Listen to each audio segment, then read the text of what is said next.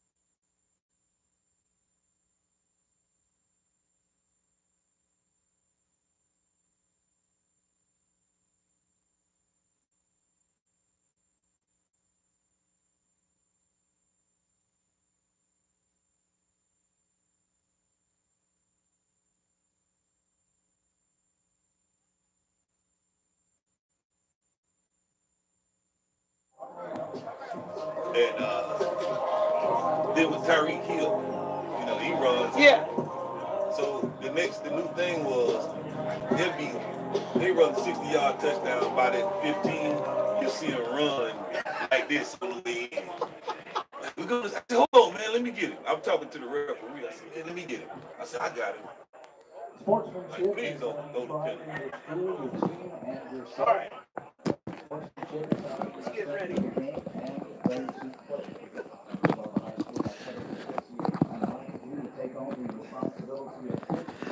All right, check 1-1-1.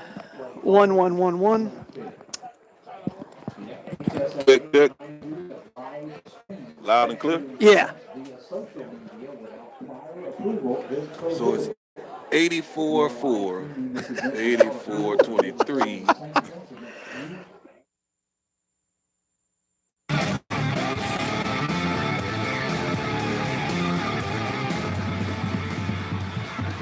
It's time for Marion County High School football. Let's go. Let's go.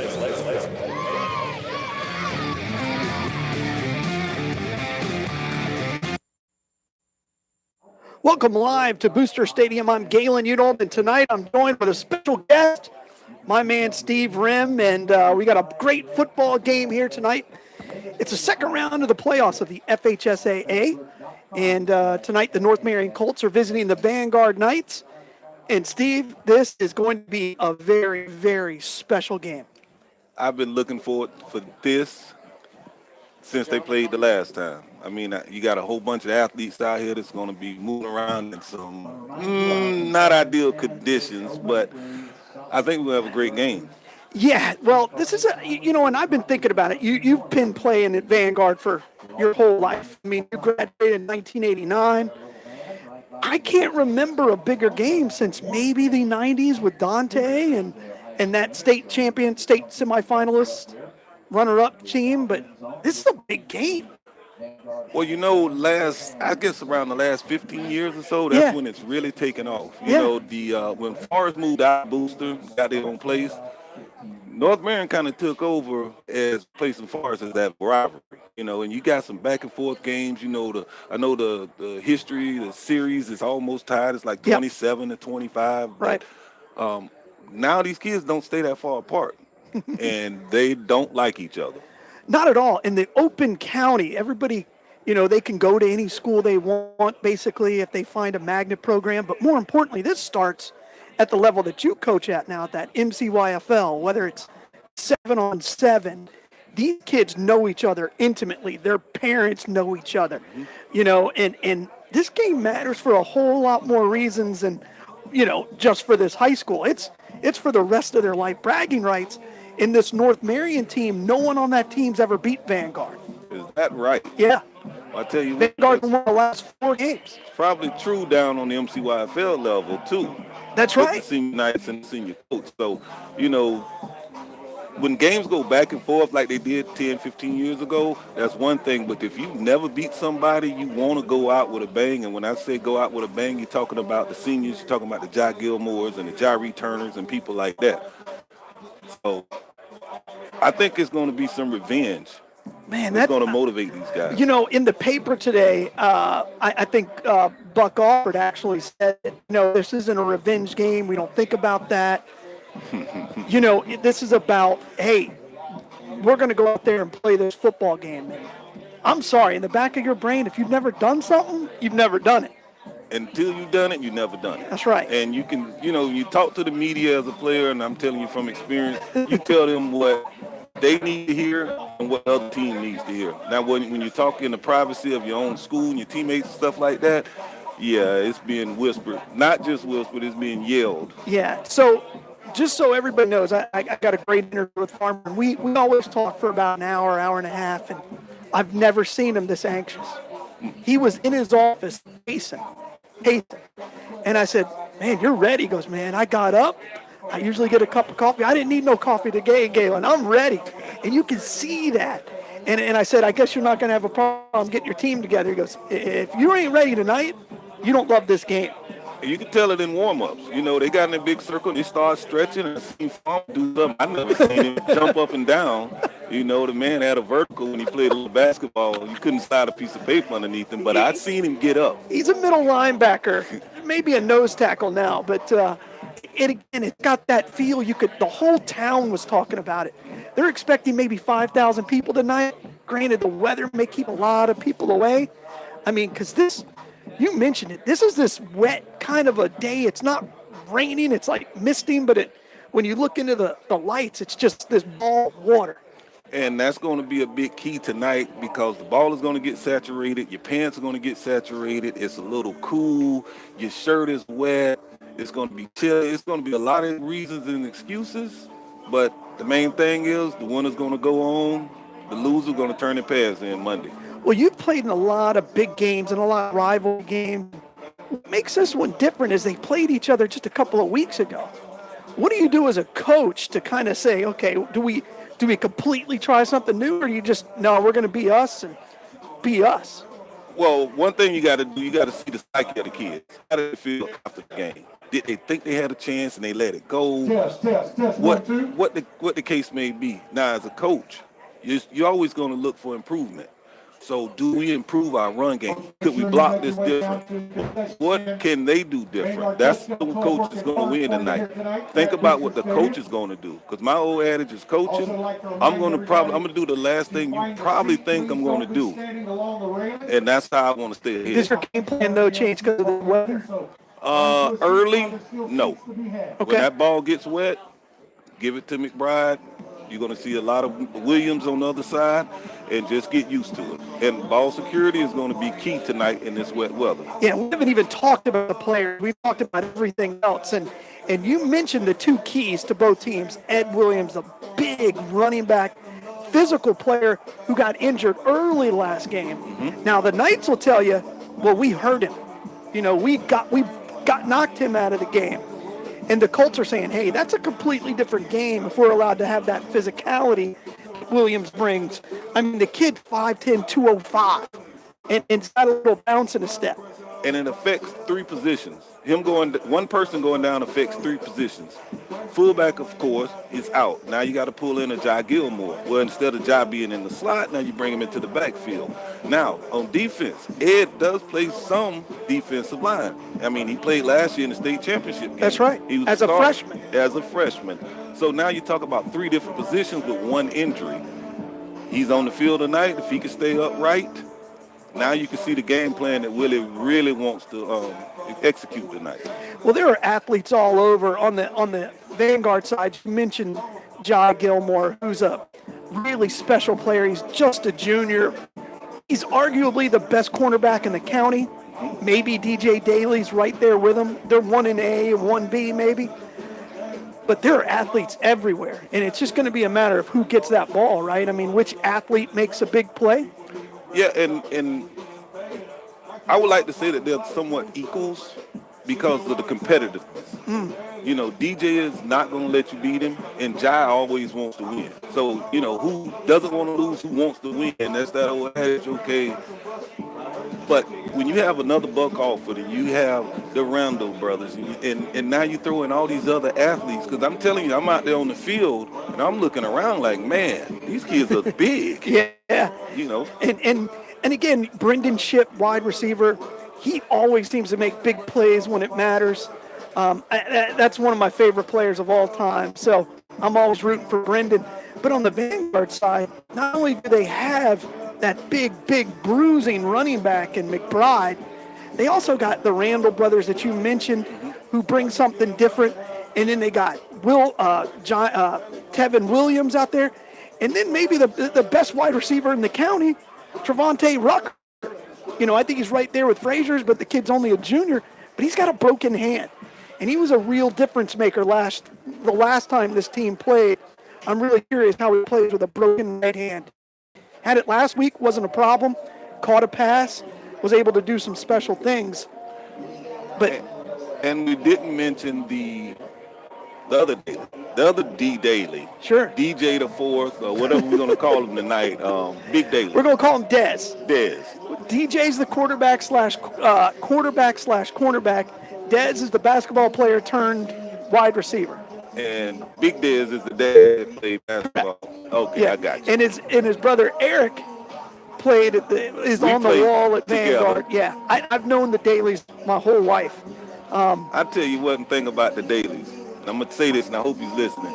Eric Daly doesn't like to pass the basketball. he didn't when he was 9. And by the way, his son is a legit first-round pick, first year out of college. Eric Daly Jr. Yeah. down at IMG is amazing. He's so fun. Amazing. We played against him last year, and my son was like, "That's the same age as my son," and Eric's like, "What's your birthday?" It turns out his son's younger than my son. I'm like, "My God, that kid's great." So it's the Dailies are special, and I'm sure Coach Daly's out here. I see him right there. He never misses a game. He's a legend here. But again, it's just another one of those examples of how much this game means. Because let's be clear, Coach Daly was the defensive coordinator at North Marion for years. And a running backs coach. For years. And tonight, there's going to be some special play. We haven't talked about those quarterback. Neither team has all that much confidence in their quarterback. Quentin Gross, at least at North Marion, is the guy who gets all the reps. On the Vanguard side, they may have 3 different people. They may have Rucker back there, they're going to have some Curry back there, and they may have some Daly.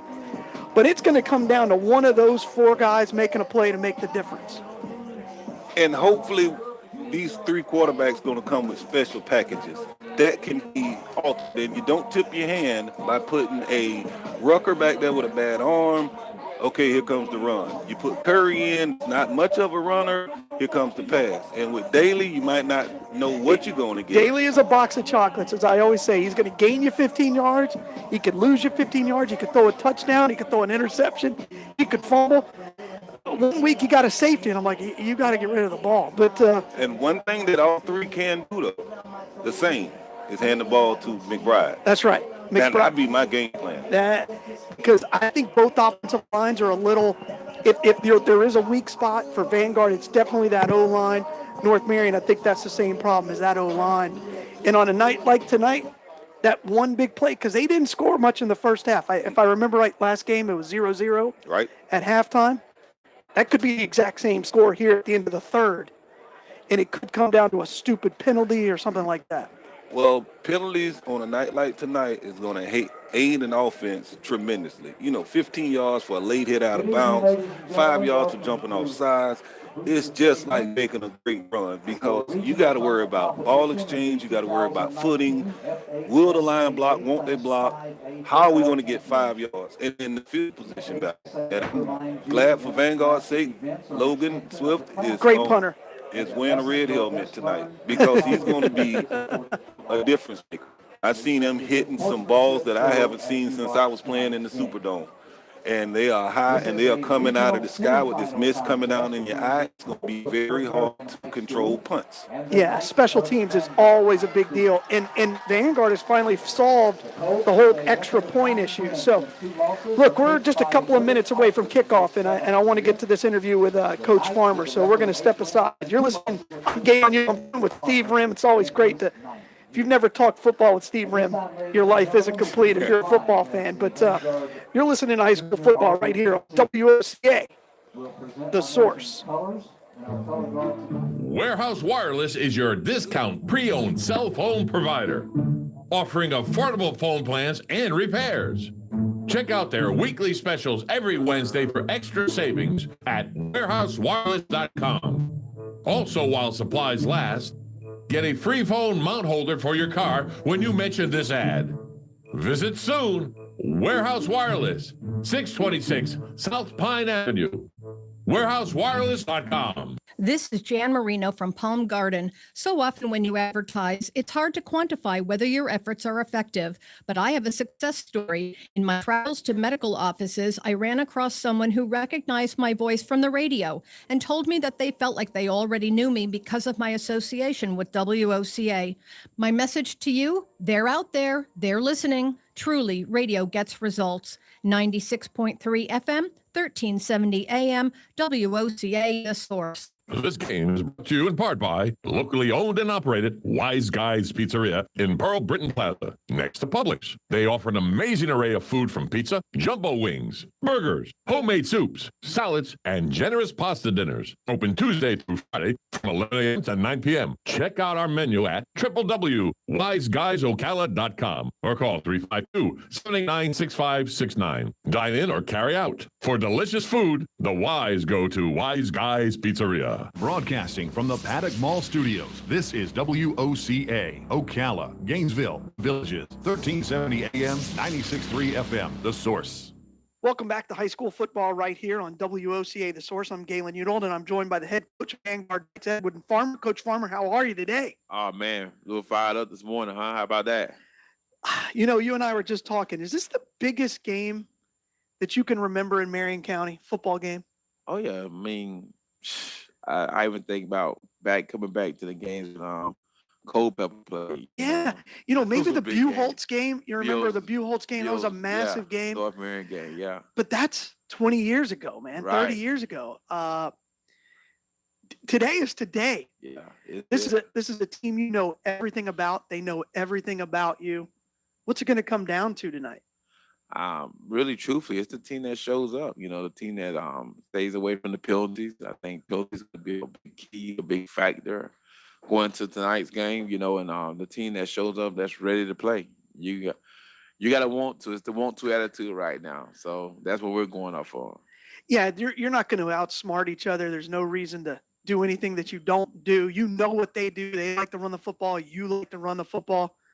This is just good old-fashioned line them up, brother against brother. I know, and the great thing about today is it's raining, so you know we may have a little moisture on the ground. So you know, it definitely, you know, I think you win this game up front. You know, you got to definitely play good up front, both sides of the football. Does you beat them earlier in the season? Does that mean anything? It really don't. I mean, it was another game. It's still it's a W. It's in the W column, but that game there is history right now. You move on now. This game, you're playing for more marbles. You know, you got to definitely win to go on to the next round. So this game is, you got, our thing is there in our way, and we want to go to the next round. So to do that, we must win tonight. Well, let's go back to last week. Last week may have been your most complete game of the year. You got the shutout. Got to feel good about that. Yeah. First one of the year.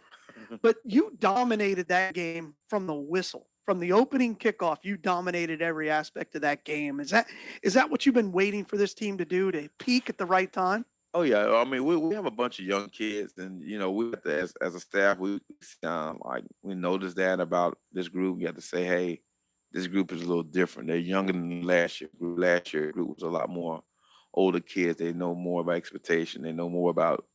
We try to teach kids the Vanguard way. You know, they knew that way.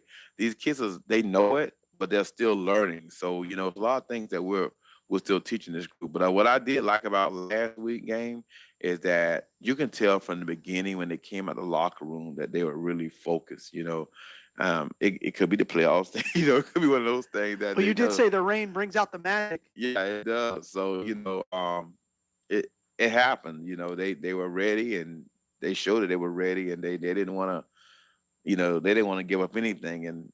But then I don't know if they came to play or not, but I know our guys did. And after they figured that part out, our guys hit them a couple of times, like they kind of like stalled out. Well, on the way back home, you must have realized pretty quickly who you were playing this week at home. Oh, yeah. What was that mood in the bus on the way back? It was pretty smooth, man. We threw on the move and say, hey, it is what it is. You know, we're playing North Marion again. Man, that game is going to be packed. Oh, gosh, what a night. And again, this is from a broadcaster standpoint and from a fan standpoint, this is one you look forward to. You know, I've been thinking about this game since it was announced on Friday night. And I'm sure the players are too. Are you having to control their emotions? Not really. I wouldn't say, you know, control their emotions, just kind of like just keeping them more focused, you know, just staying complacent and make sure we understand what's at stake here, you know, being ready to compete, you know, on top of things, you know, and just sitting back and doing the things that we need to do to be successful on Friday, you know, or tonight rather, you know, offensively, defensively, special teams, all things like that. Special teams gotten a lot better. the last 3 weeks. Oh yeah, That could be a big factor tonight. that is. I mean, special teams are the key. Against them, last time we played, we had some big special teams plays. I think our special team coach coordinator, Coach Crockett, does an outstanding job. Getting it done, getting the guys ready. We talk about special teams because special teams win big ball games. This is a big ball game, and this is where special teams come in. Well, tonight, you talked about emotion, and that can be really exhausting for a team, right? Because that initial adrenaline rush can wear off, Right. at halftime. How do you keep that? Or do you just let the kids play, or do you try to control it? No, you let them play. You coach them up and make sure they're doing the right thing, and you let them play. You let them go out. They're making big hits. You let them make a big hit. You don't really back them off and pull them out of the fire. You let them keep going and keep getting after it. I think it's one of those things where, if you got a kid that's playing hard, you keep coaching them up and tell them, hey, just keep doing what you're doing. Do the right thing. So as a coach, how do you control your emotions in this game? Man, I just sit here and I'm one of those guys. I'm pretty relaxed. I get a little fired up. I do. The guys This is like the most when I I've get seen you fired up, man. You got a little pace in your step today. Yeah, Usually you're yeah. calm, cool, collected. Yeah, You got a little extra jump in you today. I can get there. Gator. I can get pretty fired up. The guys will tell you all about me. But I love the game. I like what I do. I like helping kids. I like coaching kids up. I like big games. Coach Fuquay, he always tell me, Coach, you always say we're gonna be in some big ball games. That's the first thing I told him when I became the head coach here. And I'm like, okay, here we go, another big ball game. So big ball games keep coming to Vanguard High School at Booster Stadium over there on Thursday. Sellout at Booster. Oh yeah, It will be a sellout It at will Booster. be rain or no rain. It's gonna be a sellout. And I think they're going to pack it. I don't think there'll be any room at all. I think we're going to look over and see that parking lot full. Oh yeah, was there any room last time, Gator? Yeah, and if you, again, this is one of those games, if you can just listen to it right here on radio, but does that change anything? Do you think it's a bigger game if you're in the parking lot with nobody watching? The weirdest thing about that as a coach, and I'm probably most other coaches can speak on this too, but it really don't. The fans and all that is exciting. Yeah, you can hear the noise. You can kind of see when you walk out during halftime or before the game starts. You see it, but otherwise, I don't really pay attention to the crowd. Yeah. It's one of those things you don't really let distract you. You got to be focused on what's going on the field. Well, you guys have already played in some big games with whether it was the first North Marion game, the Dunellen game was pretty important and pretty big crowd. And then you had Carroll City come in, but tonight's special just because it's the playoffs and it's all marbles. So Yes. it's gonna be fun. Yeah, it's gonna be an exciting night. You're gonna see both teams pretty fired up. But again, I'll tell you, it's a team that shows up.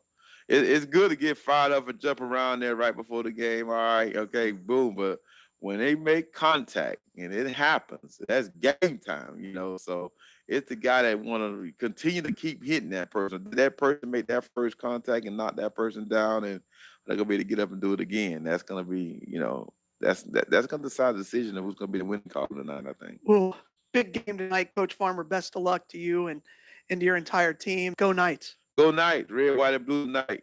This game is brought to you in part by locally owned and operated Wise Guys Pizzeria in Pearl Britton Plaza, next to Publix. They offer an amazing array of food from pizza, jumbo wings, burgers, homemade soups, salads, and generous pasta dinners. Open Tuesday through Friday from 11 a.m. to 9 p.m. Check out our menu at www.wiseguysocala.com or call 352-789-6569. Dine in or carry out. For delicious food, the Wise go to Wise Guys Pizzeria. Whether you're just starting out in your career or ready to make a change, being a commercial pilot is within your reach. The FAA has predicted that in the next few years, the number of planes in the sky will double, and that means a lot more jobs in aviation. Ocala Aviation has teamed up with an accredited university, enabling you to get a college degree in aviation while training to be a commercial pilot. And with options like financial aid, grants, and scholarships, it's never been a better time to get your new career in aviation started today. For more information, call me at Ocala Aviation, 352-861-7484. Warehouse Wireless is your discount pre-owned cell phone provider,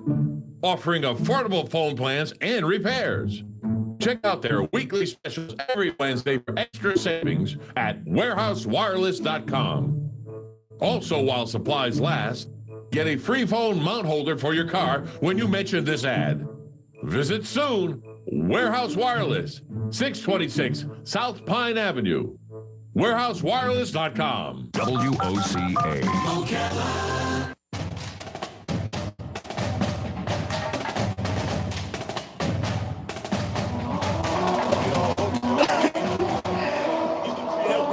Welcome back to high school football right here on WOCA The Source. I want to thank the FHSAA for allowing us to come out. I'm Galen. I'm joined with Steve Wren, who spent many a year here, and that may be the funniest thing you've told me in a long time. And saying, hey, the fire extinguishers go off as both teams come out. And Steve says, man, they're covering up the concession stand hamburger smoke. That was the best part of the game for me. That free hamburger afterwards. Yeah. Now you got to pay for it. I don't know, you're wearing that alumni jacket. Maybe you'll get a free one. Yeah, I dusted it off, man. It's been 30 that looks years. Good. Yeah. That looks good. And feel good. Steve played in the NFL for a little bit, got a second contract. Mm-hmm. That's a big deal. Played for the Saints, the Eagles, and I'm sure we'll talk about that. Played at Minnesota, and you're used to nights like this with football. That should be great in Minnesota. Oh yeah, this is like summertime. It seems like. So the referees are praying in the middle of the field and talking about pressure.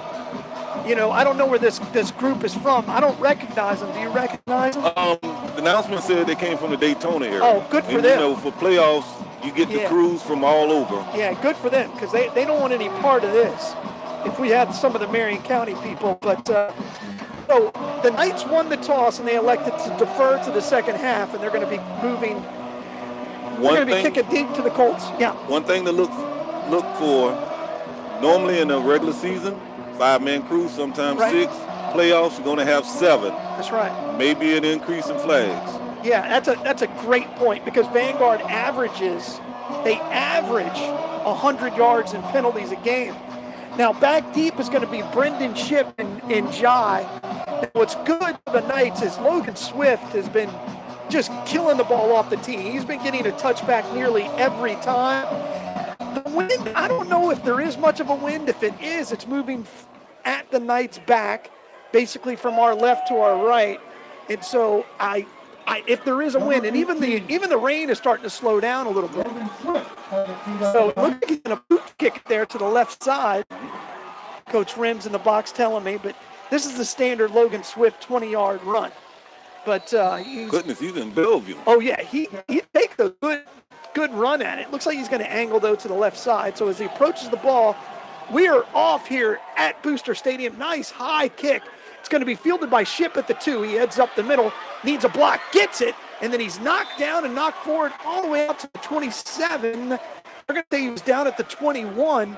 It'll be 1st and 10 for the Knights on their opening drive as Quentin Gross comes out with the Colts. They're going to look to see who flinches first here. Watch for a hard count. First play of the game, try and get them off sides, get the defense on their heels, and see what the Knights come out in defensively. They're going to pack the box, or they're going to back up. Looks like they're going to come out in a 4-3, because they've been playing in a 5-2 a lot this year. But it looks like they're going to play 4-3 with press coverage. Quentin Gross is in shotgun. Behind him is Ed Williams, the huge running back. They're going to send a man in motion. They're going to give it to Williams. He heads up the middle. He's brought down behind the line of scrimmage and by Gunsby. Gunsby came in, and Gunsby's been dominating the line of scrimmage the second half of this season. That's a big stop on Williams. No gain on the play. That'll set up second down, and they're going to say he got back to the line of scrimmage. Didn't look like there was much movement up there up front. No movement and no feet by Williams. Then he lost his footing on this wet track. So now it looks like they're going to have Jai back there. Nope, that's Ed Williams. These numbers are brutal for North Marion. They're going to have twin running backs. Gross is separated. Now they're going to go into that H-back. And trickeration going wrong. who jumped there? I thought it was Left on the guard. defense. Left guard jumped. Left guard. So that'll set up second down, a long 15, 11-13 here to go in the first quarter. First possession for the Colts. At 15. They may have flinched, Steve. I think so. Now, that extra running back, actually, Devin, number 17, he's the backup quarterback. So watch for something. He's playing that H-back now, and then they're going to have Ed Williams behind Gross. Gross drops back. He looks to the left, fires right into Michael Randall. Randall's going to head into the end zone. Touchdown, Knights. Pick 6. What a way to start it. What a way to start it. Michael playing that outside linebacker, just dropped back into his zone, and Quentin Gross threw it right to him. Hit him right in the chest, and there goes the air horn. I don't think he could have handed it off even better. Michael Randall, who's used to making huge plays, makes one there for the Vanguard Knights. The outside linebacker, he just read the quarterback's eyes, basically took one step to the right, got the ball in his chest, took it into the end zone on the 31, we're going to call it a 31-yard interception return. And now Logan Swift in for the all-important extra point. Huge start for the Knights here at Booster Stadium, 6-0. They lead. Logan waits for the snap. Good snap, good hold, kick is up, and it is good. Good kick. 7-0 Knights. Steve, you talked about starting fast, and if you're the North Marion Colts, you got to go back and just calm Quentin Gross down, right? Yeah, what Coach tried to do was run a man concept just then. He tried to take the slot receiver and clear him through the zone and bring the outside receiver underneath. But Randall just sat there and had the gift delivered. Well, they didn't play that. I don't know if it was supposed to be a play-action pass to bring the linebackers up. They didn't buy it. If there was a fake, it didn't work. So, and that's what's going to happen on that route. When you run that inside corner, you've got to clear that linebacker or throw it to his outside. And he literally hit him right in the chest. Great start for the Knights. Not so great night for the Colts. And now Alford's got to get his team all fired up all over again. And 10:48 left to go in the first quarter. The stands are starting to fill in. Looks like the rain is still coming. Logan Swift's going to kick it deep again to Brendan Shipp, and Jai is back there, as well as Turner. Weird formation here for the Colts. They've got 8 guys within 12 yards, and then a huge 25-yard gap, and then 3 men deep. Logan taking that huge run, really puts his foot deep into that. That's going to be fielded inside the end zone at the 1. He's going to bring it out. That's Shipp. He's at the 20. Makes a man miss. Gets to the 25, and he's knocked down there. It'll be right at the 25, 1st and 10. What do you do here if you're the Colts? First, you got to settle down. You got to go to your go-to play. Get the kids calmed down. Just let them know it's going to be a long game. Just then on that kickoff, I was looking at Randall. That was another play by Randall out there, just staying home on the outside, knowing that Shipp is a guy that likes to break it outside and use his speed. Well, it looks like they have Quentin Gross still at quarterback. They're going to have an H-back, 2 wideouts to the top, 1 to the bottom. Ed Williams is behind Gross. Now they're going to bring Shipp, shift them up to the bottom, put him in the slot. Shipp is a good slot receiver, has above-average hands and great quickness. Gross checks at the line of scrimmage. Now he calls for the snap. He's going to give it to Williams. That was almost a busted handoff, but he gains 5. That's the running back that Williams can be right there. There was nothing there, and he got 5. He looked a little more determined that play than he did the first play. I mean, he almost ran by the quarterback and missed the handoff because of his speed. Yeah, I don't know if Gross had a good handle on it, but turned into a 5, and he ran downhill, head down. Now they're going to run 2 running backs side by side, 2 wide receivers to the top. Now they're going to shift back into that pistol formation. They're going to give it to Williams. He heads right up the middle. He gets a block. He breaks free. He's over the 40. He's to midfield. Makes a man miss. He's at the 35. He's got 1 man to beat. He's all the way to the 20. He's finally knocked out of bounds inside the 20-yard line. Colts with a huge play. It'll be 1st and goal from about the, what are they going to mark him at? The 4-yard line. No flags. Big play there for the Colts. That confidence we were talking about, give it to the big man.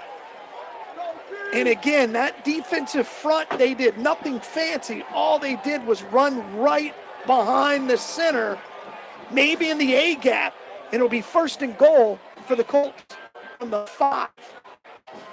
Gross checks the line. 2 wideouts to the top, 1 to the bottom. Now they're going to shift, and the H-back's going to line up on the left side, and there was illegal procedure. Looks like multiple people moved. Had a hard count right there by the quarterback. That left tackle just lost his balance. And it's a shame to get down that far. But once again, penalties. Now it's a 1st and 11 from the or 1st and goal from the 11. 9:73. If you look at the scoreboard, there's 9:73 left to play in the first quarter. 7-0 Knights. I don't know if it's 43 or 13, but it's nothing. We need a new scoreboard. Gross in shotgun. He's going to give it to Williams, and he's hitting the backfield, bounces off, manages to get a couple of yards. Bryce Langston hit him in the backfield. Should have been a loss of 2, but Big Ed Williams ended up gaining 3 on the play. It'll be 2nd and goal from the 7. Colts want to work quick. Crowd's starting to pile in here at Booster. Wind looks like it's kind of, or the rain looks like it's going to slow it up a little bit. That'll free up the offensive calls. Gross now likes what he sees. He's got everybody aligned. 2 wideouts to the top. They're going to send Ship in motion. They're going to give it to Williams. He heads over the right side. Is brought down from behind. What an individual effort that time by McBride. Run playing both ways. Came from that middle linebacker spot and ate it up. That beat Jai Gilmore out there on the run. That was Gilmore, wasn't it? Gilmore's just, he's gotten so much stronger over the years. You know, I played with him at MCYFL, and he's a different kid now. Now they're going to call it 3rd and goal from the 10. That was a tackle for loss for McBride. He's going to stay in. He's going to stay in that outside linebacker position. Same formation. They're going to give it, fake it, brought down right at the line of scrimmage. You know, their whole offense is the timing. It's determined by a lot of timing plays. And if that slot receiver that's coming in that jet motion, if that ball is snapped late, it screws up everything. I mean, it's a hard turnaround to make 2 flakes and then get the play off. All right, so the Colts are going to go ahead and try to put points on the board with a field goal. This is going to be about a 26-yarder from the spot. 7-0 is our score. Tommy Hardwood, I believe, is the kicker. Good snap, good hold, and it is up, and it is waiting for it. Good, look good, and I have to learn to wait. So it's 7-3, so the Colts got some points after that really long run by Ed Williams. And before we go any further, I want to thank our sponsors, and that starts with Wise Guys Pizza, best pizza in town, period. Please check out Wise Guys Pizza, and a really big shout out for Warehouse Wireless for stepping up and increasing their sponsorship this week. If you're looking for a phone, there's no better place than Warehouse Wireless. You can go in there, and there'll be a free phone holder because of the new laws being passed where you can no longer drive with your phone next to your head. You have to have a hands-free device, and that holder will make it happen. Again, Steve, before the game, you talked about penalties, and that penalty put them behind the chains and changed that possession at the goal line. Penalties kill you every time, especially when you get opportunity inside the 5-yard line. You got to go forward. Anytime you move backwards, I mean, it's just a drive killer. And instead of getting 7, now you're still down 7-3. One good thing for Vanguard right here, offense haven't got on the field, and we're up 7-3. Yeah, and again, Brendan Shipp's the kicker. I'm going to tell you this: he is phenomenal at onside kicks. Do not be surprised if they try something with him because that's something he's practiced since he was 8. He loves the onside kick. All right, so back deep for the Knights is going to be Daly. Rucker. Oh, there's a little pooch kick. It's going to be fielded to the 29. He heads over the left side. That's Tevin Williams. He's brought down immediately by the Colts. Tevin Williams, who's a really, really shifty back. Luke Rose. Luke Rose on the tackle. Luke was the player of the year last year. Yeah. I mean, it's hard to improve from there, but Luke has had a steady year this year, and he's been solid. Yeah. And he will knock you out given the chance. I think this kid has another body at home in the closet because on Friday night he cares nothing about that body. All right, so at quarterback is going to be DJ Daly. McBride's going to be to his right. The Knights are going to fake the jet sweep. Daly keeps it. He heads up the middle for no gain. And again, Steve, that offensive line just didn't get it done. That'll be 2nd and 10. Yeah, total penetration right there by the entire defensive front of the Colts. And nowhere to run. Adjust your mic a little bit there. Speak right into it. There you go. All right, so it'll be 2nd and 10 now. Here we are, middle of the first quarter. I don't know if they'll take the water break or not, but we're close to it. They're going to have 2 wideouts each way. Daly is still the quarterback.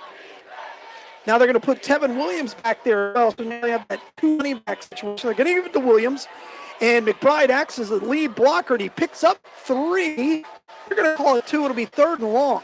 Tevin Williams on the carry. And again, that's what the Knights have been doing. Sometimes they bring an H back, and sometimes even with that 2 running back set, especially with Daly, because they'll fake it to him, and now they got 2 lead blockers. Tevin Williams, the little wide receiver, isn't going to block much. I think he's listed at 155. That kid ain't 155. I'm not sure about that one. That's like saying I'm 155. And I'm still 155. 2nd and 8. Daly's trying to get the hard count. 3 wideouts to the bottom. We're going to look to the sideline, see what Coach Munnerlin wants to run here. McBride hasn't touched the ball yet. That's a shock. That's going to be a delay of game on the Knights. A little bit of uncertainty. Yeah, that's always on the coach. I believe a delay of game. They were lined up. He just didn't want to get the play in. You know the system, that freeze system, you kind of show a hand and then you see what the defense is going to do, then you come back and you change the play. It works when you go no huddle because you're not spending 10, 15, 20 seconds in the huddle. So if you can get to the line, and if you're going to call it at the line anyway, let's just line up, take your time, see the defense, and it's going to give you those extra 10, 15 seconds. Yeah, I never understood why they huddle. Doesn't make sense. But I do want to, again, thank our sponsors, Life South Community Blood Centers, for allowing me to do this. And, again, Warehouse Wireless. I can't stress this enough. If you're enjoying yourself, go to warehousewireless.com and check out everything they offer. And so far it's 7-3. We are at the water break. We're at the 5:71 mark here at Booster Stadium with the epic clock. 14-0 Pahokee over Hawthorne. That's not a shock. Trinity Catholic doesn't start till 8:30. We'll keep you posted to that as well. It's going to be 3rd and 13. I think that's 3rd and 15. Larry Fuquay thinks it's 13. Your old coach. Coach Fuquay. Yeah, great guy. 3 wideouts to the bottom. Again, McBride's the running back. Press coverage. Daly drops back, looks, fires. Ugly pass intended for McBride. He was open. But DJ Daly just couldn't get to him. Well, he had to wait. We had 4 wide receivers going down the field to clear it out just for McBride. It was there. Tried to get him into the flat, but the time, line can't block ever. It was there. He just couldn't make the throw. And again, that's the difference between Daly and Curry. Curry throws that ball on time and hits him in the chest. Daly just was running forward and kind of pitched it. All right, so here come the Knights. They're changing their lineup. They're going to go 2 wideouts each way. Logan Swift is the punter. He's in the game. He's got a big foot. Waiting for the snap. There it is. Good snap. Logan puts his foot into a low line drive. It's going to bounce at the Colt 40. Take a good hop for the Knights. It'll be down at the 36. It'll be 1st and 10 Colts. Well, the Colts actually sent a guy off the edge since they didn't have the wing guys and pushed Ronald Jones back almost into Logan, and that affected the kick greatly. And Logan takes his time back there. He's not a quick release punter. He'll take that step. He's that's been a problem for the Knights in the past. So let's see what the Colts come out and do. Last time they touched the ball, they've had 2 possessions. One was a pick 6, and one they marched the ball all the way down inside the 5-yard line and had to settle for a field goal. Now you got trips receivers. Now they got rid of the H-back. So see if they're going to stay with Williams or no. And Gross throws a ball out for a screen, and it was intended for Jai, and kind of a miscommunication. Actually, no, that was intended for Ship. Just a miscommunication on the play. Uncovered receiver right there. Golden rule is raise up, throw it to him, let him get what he's going to get because nobody's over him. Chip missed it. Gross saw it. They're not on the same page right now. That seems to be the issue. Yeah, they're going to have a bunch set down at the bottom, trips. And Elijah Hopkins is going to play that free safety role. The Knights blitz, but they give it to Williams. He's hit at the line of scrimmage, spins forward, manages a gain 2 when there should have been none. It'll be second down and 8. That was a great job by the defensive front, not only blitzing, but staying low and just create a pile right there and make the big man run over you. Yeah, the Knights are staying in that 4-3. They're going man just about everywhere. Rucker is playing the safety in this long situation. Gross calls for the snap. Trip wideouts to the bottom. He hard counts. Now he checks to the line. Jai Turner is all by himself up top, man-to-man with DJ Daly. Gross looks that way. He fires. He's got a man open in the flats. Depends on where he spots it. We got a good spot there. That's right at the stick. I think they're going to measure that. Decision time now for Offord. That's close. That's really, really close. I mean, it is right down the line. They're going to say it's 4th. If I'm Offord here, I let them measure just to buy me some time because ball sitting on my side of the 50. You've got a running back who's 205 yards. You got to go for it here, don't you? Line up in the power line and let's play football. It's going to send a message to the kids, send a message to everybody that they come to play. This is where that spread offense hurt you. Now they're going to go 4 wide, 2 to each side. Williams is the deep back behind Gross. Double A blitz. And they're going to bring it, and he gets enough for the first down and not much more. It'll be 1st and 10 for the Knights. Bryce Langston came from the left side and tackled him from behind, and that'll be a 1st and 10. Ball moved about 1.5 yards, but that was plenty. 1st and 10 from their own 48. Yeah, the Knights are creeping up those linebackers. I mean, more and more and more trying to stop Williams. They're going to have to because the defensive tackle position's been an issue. And so you got Farmer as a middle linebacker for the Knights, and that's going to be the play.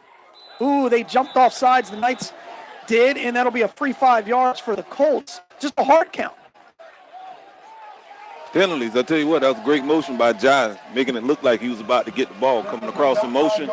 But the Knights just got to show a little bit more discipline right there. Right there in front of the ball, just take a look at it, block the sounds out, take a look at the ball. He saw that flash of white and wanted to make something special happen. Instead, it cost his team 5 yards.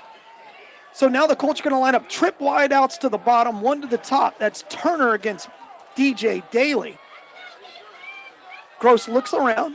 Now he's going to shift Williams to his right side. He's going to drop back. He's going to keep it. Makes a man miss, breaks a tackle, gets enough for the first down, and is brought down from behind by Jones. It'll be a 1st and 10 Colts. They've got a nice drive going here. Yeah, we got a lot of people right there in the box. We have 7 in the box, and they're still trying to run it. So right now we just got to wrap up, make the tackles, keep the chains from moving, because right now I see chains moving up and down the field. He's got to be tackled for a loss. He was hitting the backfield, but Gross was quick enough to break it. Ball's going to sit at the 41-yard line here with 3:43 left to go in the first quarter. 7-3, Knights lead. Colts are on the trail, on marching. They're going to fake it. He's going to throw the ball deep. Oh, and he's wide open. Jairi Turner catches it and falls down inside the goal line. DJ Daly was toasted on the pump and go, and it is 1st and goal Colts. Playing that quarters coverage, anytime you got one receiver going short, one going deep, and they go down the same plane, sometimes you pass that alone. The communication wasn't there between Daly and the safety. Both stayed up. Jairi went deep. I thought it was man. I thought the safety was shaded over to the other side. But no matter what, that was a huge play. Great throw and better catch by Jairi. And so now the Colts are knocking on the door. They're going to give it, fake it to Williams. Gross keeps it, makes a man miss in the backfield, manages to get 2 yards. That'll set up 2nd and goal from the 3. Tell you what, it's plays like that to get that little guy. Oh, that wasn't DJ Daly. That was Tyron Williams. Tyron Wilson on the other side. And Turner's got a good 4 inches on Turner. Turner's got a good 4 inches on Wilson. All right, now they're going to go with a power I formation for Gross. They're going to give it to Williams. He heads up the middle, breaks a tackle, tries to get at the goal line, but he's pushed back by the Knights defense. It'll be third and goal from about the half-yard line. Here comes Antonio Smith. He's a big body. And if you think about it, on the Colts side, they've had the ball the entire first quarter, just wearing down this defensive front. Knights had 3 and out on their only possession, but they did score on the pick 6 by Michael Randall. They're going to give it to Williams. He's hitting the backfield for loss of 2. What a play there by Gunsby. And Randall came in the backfield and destroyed that play. Amazing job of coming around the edge and getting the big head on his lower body and getting him tackled. Now Coach Alford's got a decision to make. Would he go for it for a second time on 4th down? Man, I'll tell you what, Gunsby just came downhill from the backside linebacker position and killed him. If I'm the Colts here, I'd go for this, right? Oh, yeah. Because your defense, let's pin back the Knights. They haven't shown that they could do anything. Worst case scenario, it's, 1st and 10 for the Knights inside the 5. So they're going to run that power I. This time it's to the right. Gross is going to drop back. He's going to keep it. He rolls out. No, he fires into the end zone. It's broken up. Good defense there by the Knights. I think Farmer was in there to break it up. And DJ Daly is down, grabbing his knee. And because of that, we're going to have a turnover on downs, and we're going to step aside. And when we come back, we'll have more of this action. You're listening to high school football right here on WOCA. Hold on, let me get the scores. Warehouse Wireless is your discount pre-owned cell phone provider, offering affordable phone plans and repairs. Check out their weekly specials every Wednesday for extra savings at warehousewireless.com. Also, while supplies last, get a free phone mount holder for your car when you mention this ad. Visit soon. Warehouse Wireless, 626 South Pine Avenue. warehousewireless.com. I think about it every day. While I'm stuck in traffic, at the supermarket, even at work. If it weren't for someone in my community who sat down, rolled up their sleeve, and took the time to give blood, I wouldn't be alive today. A Knife Mouth blood donor saved my life. Was it you? Patients in your community rely on donors like you to live. Give local, save local. Give blood.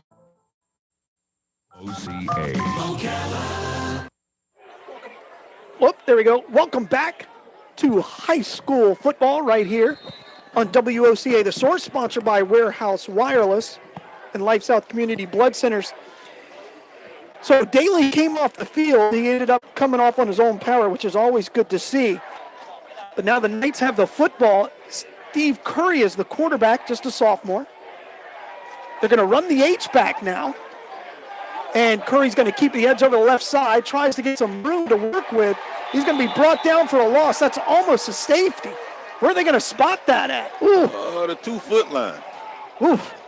Offensive line. Well, I tell you what, that technique, then you had the tight end to the right and tried to run back door to the guard and tackle with one fullback. To the short side of the field. And they were outnumbered. And Curry got it and got low immediately. Yeah, the Knights are going to call timeout. Somebody's calling something. A lot of officials. That means they talk about it a lot. There is a flag on the play. Is that a flag right there, Steve? Yes, it's a flag right there at the 1, and North Marion is actually pointing toward Vanguard and asking Willie what does he want to do. I decline that penalty. What are you going to get, 2 inches? This is actually a break for the Knights because it gives them a chance to make a play. I see Rucker came into the game. He does have a big old cast on his hand. And they're going to pick up the flag. Let's see if we actually get a notion as to what the call was. I bet you it was a holding on the backside. Illegal substitution against the Knights. They're going to decline it. It'll be second down and 13. Back to the tight end, not covering up the tackle. Tackle has an ineligible number. Going to be a penalty. That's right. This is a sharp group. So Rucker is the in shotgun. Now they're going to wind the clock. Rutgers in the game. He's going to head over the left side. Now he cuts back up the middle, and it's popped as he hits the hole, but he managed to gain 3 yards, and Rutgers did that all on his own. He's not going to throw the ball. The cast's actually on his left hand, not his right hand, but that's going to set third in a big 8. This is a big play here for the Knights. Yeah, that play then, Joseph Tobert, the outside linebacker, made an emphasis to tell Rucker, you're not going outside. You want to make him go back inside. I've seen what you've done to other people, so. Hey, so far, it's been a fairly clean game. As the end of the first quarter, the Knights are leading 7-3. We're going to keep it here. So far, Steve, it's been a pretty good game. We haven't seen a lot of personal fouls or things like that, which has plagued this series historically, at least over the last 5 years. It's been a well-played game.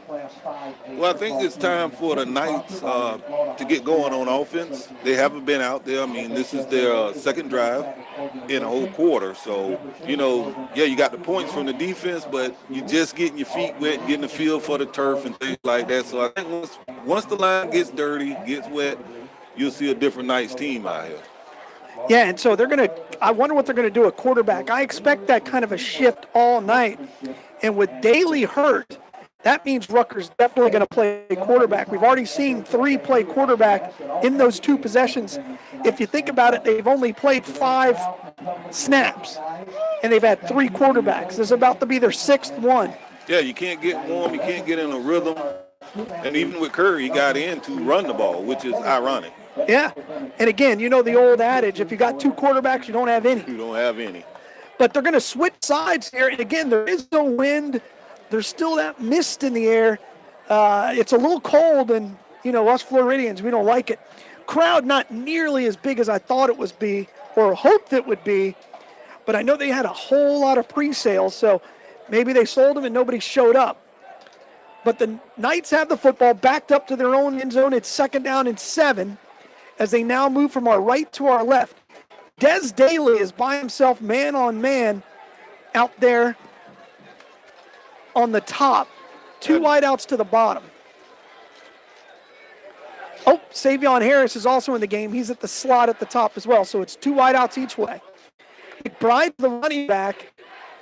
They're just waiting for the refs. Right now, you're going to have a man-free look. You got Buck Alford locked up out there on the top. And down low, you got Jai Gilmore and Savion. Yep. Now they're going to go trips to the top. They're still waiting for the official to start the clock here for the start of the second quarter. Knights lead 7-3. Offensively, it's been all Colts, though.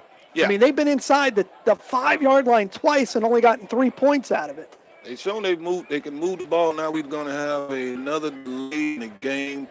Teams are going back to the sideline per Steve Butnick. Was there lightning in the area? I see Butnick on the field. Wonder what that is. We have an issue, equipment Oh, issue. I got it. It's the old chain gang. Oh, the chain gang. Man, it's hard to get a good chain gang. I always wonder, are they really exactly 10 yards? You know, you can twist it sometimes. I know people that move them. We were having a discussion online this week on Twitter with my man Terrence. He's the head basketball coach of the women's game, and he loves to go back and watch old games. And he was watching that state championship game with that 4th and forever and Dante. I've had this argument with Chewy, with Jenkins. I've had it with a lot of people. They all say he got it, and then they'll show this photograph, which is taken at a great angle. He was a good yard and a half short and got a great spot. I told Dante that. I'm like, you were short. He goes, no, I got it. I got it. Oh, you asked Dante anything. He did. He did. I tell you what, that's a great competitor and a funny guy to be around. But I think he did get it. No way. You know, he separated his shoulder. Oh, yeah. We talked about it afterwards. And again, when you relive that game, it's on YouTube.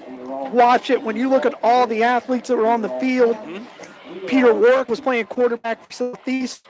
I wish I had that broadcast. I broadcast that game right on WMOP, and I had the tapes forever, got me a lot of jobs, and I've lost them. And I would love to have that broadcast. But I listened to that game. Oh, I was yeah? in New Orleans playing for the Saints. I couldn't make it home, of course. Yeah. We had a game that weekend. So I called my buddy, and he turned the radio on, and he put the phone down. And I sat there for 2.5 hours listening to the radio version. back then I got mail, right? And I got hate mail. And I didn't get a lot of mail, but I got hate mail. And I'm not kidding, 30, 35 letters. Because at the end of the game, when Tommy Wood missed the field goal, I couldn't tell. And so I waited, because I always wait and I look at the holder and then the refs. And the holder said, he started celebrating, and then the refs looked at each other, and then they said it's no good, and I said it's no good. And people said I said it was good. I don't think I ever did. They might have wanted to hear it. Yeah, but I felt horrible for Tom. He had a great season that year, and just missed it. He didn't mention by much. From my understanding, it went over the goalpost. I hear that from the people who were there, because there were people there at Vanguard nights in the stands celebrating. If people question that whether or not they should have run another play. No, if you watched every game, that was the right call.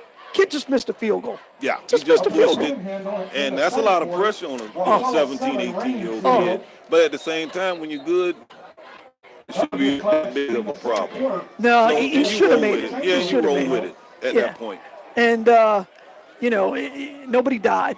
That's what I tell people. Like, nobody died. I think it'll be all right. I think it would have changed all those kids' lives, because this is the 25th year. We'd be celebrating something like that. And instead, I don't think we talk about how good that football team enough, except when I'm with Johnny Presley, and that's all he wants to talk about. 2 wide outs each way. Rutgers, the quarterback here, on this 2nd and long. They're backed up to their own end zone. He calls for the snap. He heads over the left side, and he's face masked, and that'll be a free 15. Yeah. Good thing, too, because they had total penetration coming up front from that tackle and from the end. And they're showing no respect for the Vanguard passing. There is no passing game with Rutgers going to run it, because guess what? When he's playing quarterback, you talked about how an injury can impact everybody. Who you're going to throw to? Right. A kid who's played basketball up until 4 games ago. He's arguably their best wide receiver. Officials are talking about, they're taking their time, this crew. This guy's getting paid by the hour. Apparently. They're offsetting penalties. Oh. Dead ball face mask. No face mask. Just a hold. Wow. No, I'm confused. So it should be 4th down. I'm confused. Why did they move the... But he said it was declined. I don't know. That's confusing. Anyway, it's 3rd and 12, 3rd and 13. Rutgers stays back there. McBride's to his right. 2 wide outs each way. Rucker checks it. Now he calls for the snap. They're going to give it to McBride. No, he keeps it. He heads over the left side. Needs to get a block. Dives ahead just to give Logan Swift some room. I tell you, they have 7 in the box against a spread offense, and I've never seen that before. I mean, they have zero respect for them throwing it downfield in any kind of passing attack that Vanguard can present.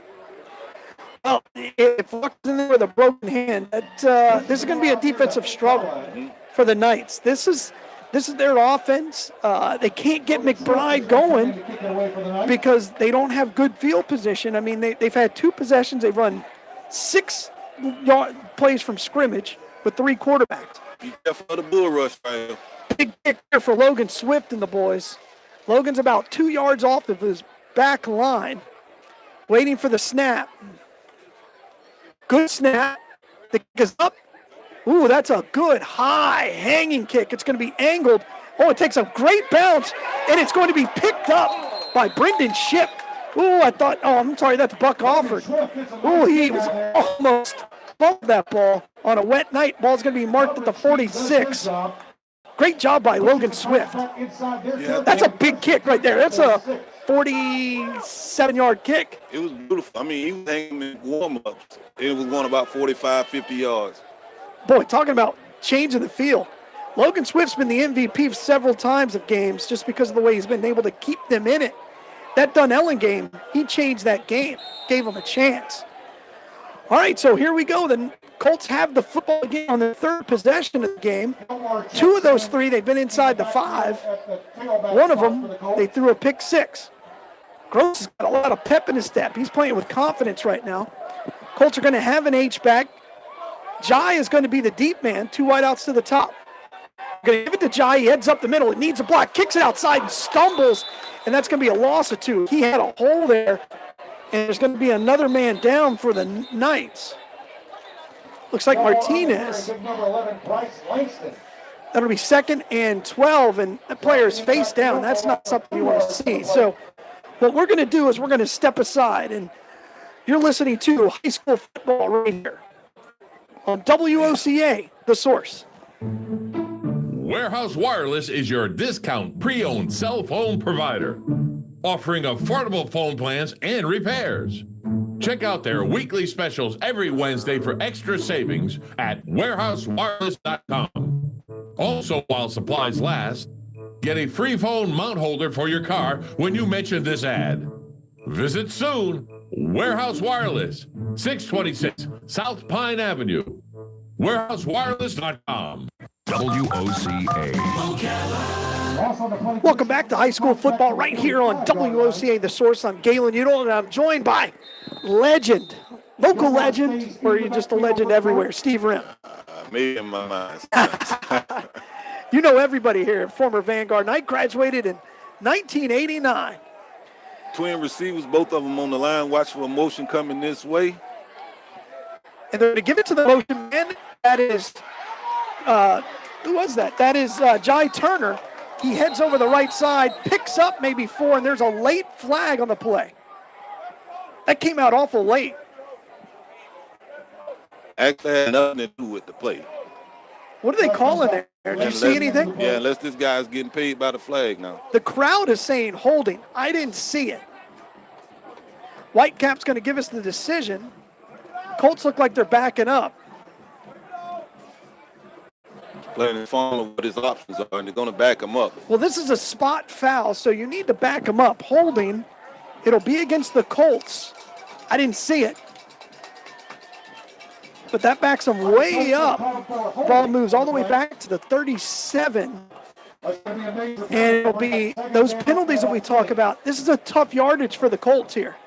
2nd down and 19. But the Colts have been able to do different things. They've been able to run the football. They threw that deep ball on the pump and go where Tyron Williams bit on the fake. He's man-to-man out there with Tyree on the bottom to the short side. 2 wideouts to the top. They have an H-back. Williams is the big running back in the backfield. Gross drops back. He's looking. Pump fakes. Now he's under pressure. He's going to be sacked for a huge loss.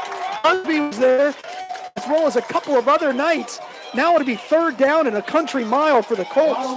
Great job of the Knights just coming forth over and over and over, pursuing the passer right there. But Quick Gross just held the ball way too long just then. He did have Jack Gilmore open in the flats, elected not to take it. Yeah, I'm surprised he pump faked. He must have seen something. I didn't see what was open downfield. But now it's 3rd down and 26, and this is Bryce Langston, Ronald Jones territory here.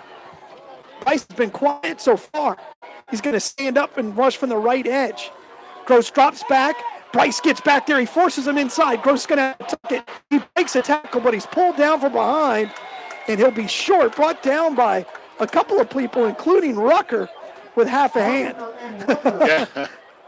Well, he threw a nice shoulder into him, the right shoulder. Now Rucker's going back for the punt. Yeah, he's the punt return guy, and I yelled at him a couple of weeks ago. I said, I looked right at him. I said, you able to catch a punt? He goes, what? I said, I've never seen you catch a punt in the game. I said, are you scared? Usually he outdistances himself. He does. He plays too deep. Like right now, he's playing at the 30, and I think he should be at about the 35. Because Hardwood, I believe, is the punter. And it's 4th down and 19 for the Colts. It looks like the Knights are going to get their best field position of the evening. But they lead 7-3. Good snap. Rush. High hanging kick, and Rutgers just going to let it bounce. And that takes a massive hop by the Colts. It's going to be down all the way at the 20. And I don't understand why Rutgers isn't allowed to catch the ball. Or at least put somebody back there that's going to Catch get the it ball. and do something with it. That was a returnable kick. If not, you fair catch it. You got it 1st and 10, the 37. Instead, you have it 1st and 10 at the 20. You lost 17 yards. Just go catch it. I just don't. I asked them both. Catch the football. It's a punt. Well, I tell you what, Logan Swift just showed up on that last couple drives because it goes from inside of the 5. Now you get the ball back at the 20. He gained us 15 yards with that great punt. Massive play. So E.J. Daly's back at quarterback, 2 wideouts, 3 wideouts to the bottom, onto the top. McBride, who hasn't really gotten going, is the running back. Daly drops back. He's going to keep it. He's going to roll out to his right. Now he runs backwards. Now he gets forward. Manages to pick up 4, but it's still inside when he touches the football. Does nothing easy. He had a wide open running back in the flats and just decided, just run it. I tell you what, he got a step in his game with like Michael Vick, I mean, when he dead legs it. Yeah, he dead legs it. I mean, he did have a double slant going on right there. He had inside receiver, but 5 yards is 5 yards. Can't go broke making a profit. 2nd and 5. 7 minutes left to go here in the first half. Knights lead 7-3 after the early fireworks. It's been a defensive battle. Now Curry's into the game. Nope, I'm sorry, that's McBride. All right, he's going to get it. He heads up the middle. He's brought down in the backfield. Manages to get back to the line of scrimmage with some individual effort. And again, that center guard for the Knights is a little porous. 9 Colts on the tackle right there, and they still didn't get him down. The Colts, as you've said multiple times, are not respecting the pass of the Knights at all. Now McBride's got to come off because his helmet came off in this 3rd down and 5. Des Daly's talking to the official. I don't know what he could be talking about. I don't know. Maybe he asked him how much he make an hour. Yeah, maybe. He's not a football savant. He runs one route, people. It's pretty funny. All right, 2 wideouts each way. So Daly is the quarterback. McBride's to his right. He drops back. He fired a go route. The wide receiver ran it in. That was intended for Harris. Looked like Harris wanted to run a post, and Daly just threw it as far as he could. That was actually Tyrell Randall in the backfield, but he wasn't in there. They're going to step aside for a water break, and Steve, so far the offense for both teams is the Colts are knocking on the door, just can't capitalize. And that's the test to that Vanguard front. The closer you get their backs to the goal line, the better they're going to become. We haven't seen Ed Williams. He had that long run in the first quarter, but he hasn't been able to get loose since. Now, Jones and Bryce, I just saw Bryce coach 6 different people between plays. He was talking to the cornerbacks, he talked to the safety, I saw him talking to the linebackers, and he told the defensive line what to do. So Bryce Langston is all in this game. I mean, he studied his film, he's done his due diligence, and that's why you're seeing North Marion now with these guys to stop it. So this last drive, I think this may be the last time that North Marion's going to see the ball this half. Mm-hmm. We're going to see what Bryce and Jones come out and can we stop them, can we not? This is going to tell a lot going into halftime. Yeah, well, the Knights have to figure it out offensively. That's for sure. So now you've got Alford standing at his own 4-5 for Logan Swift. Let's see what kind of a kick Logan can do this time. He's calling for the snap. Waits for it. He gets it. He's got time. He puts his foot into a high hanging bomb. Bounces at 35. Bounces 10 yards forward. That's going to be down at the 35-yard line. What a punt. I know it. That was another 49, 48. And he was under heavy pressure. I mean, you got one up back there, and they're driving Jones back into the punt, and I hope he didn't nick himself. He came up limping. Well, he is a punter. Yeah. Good one at that. They're kind of fragile. But he's been the star of this team a lot of nights, and tonight he has come to play. So Curry is still on the sideline throwing. At some point, you got to go to that, don't you? You got to let the kid play. He's just a sophomore. All right, so 2 wideouts each way for Gross. They're going to go with a 1-back set now. That's Williams, the deep man. Gross calls for the snap. Blitzers are coming from the linebackers, and they're going to call offsides on who is that Legal on? procedure. Oh, illegal North procedure, North Marion. 1st and 15. Again, that's one of those. I didn't see who jumped. Did you see who jumped? Usually it's a flinch. Okay. I mean, any It has to be movement by interior. yes. Skill guys can reset, Right. fake the motion. That's a little trick we used to use. Linemen, any kind of flinch, they're going to blow it. All right, so now it's 1st and 15. That punt gets better as the ball is backed up to the Colts 30. Gross checks at the line of scrimmage, 2 wideouts each way. He's going to send Ship in motion. They're going to give it to Ed Williams. Ed Williams is hitting the backfield, breaks a tackle, now breaks another, carries 5 Knights for 5 yards. They're going to give him 7 with forward progress. That's a load right there. Ed Williams running downhill. I tell you what, that's like trying to tackle a refrigerator, you know? He's so big. I know he's listed at 205, but he's got a lot of butt. Maybe he used to be 205. He's got a lot of ham in his ham hocks. And I tell you, he's doing a great job of holding on to the ball because then you had 3 Knights trying to rip it out of there. I think he's only had 1 fumble all year. All right, 2nd down and 7 on this kind of a dreary night. Gross drops back. He looks to the right. He's hit as he throws. He throws the ball deep, intended for Ship. Ship tries to make a play, and he draws him pass interference called by the back judge. The near judge didn't see it, but DJ Davey was. Oh no, that was Elijah Hopkins was riding him. I think that's a good call actually.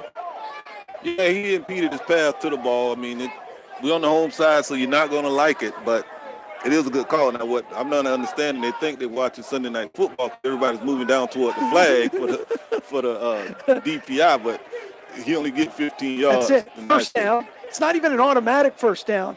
Which is that we could talk about. Yeah. I've always had a problem with that. But again, Brendan Ship will go get that ball right there. That's a matchup they like. Those people have known each other their whole lives. I'm looking at one of the offensive linemen. There's a lot of extra skin hanging out there. They should cover that up. That's not a good look. See the guy? He's playing guard for the Colts. That's not a good look.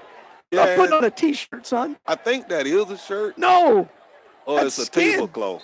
He just cut a hole in his tablecloth. Look, I think that's skin.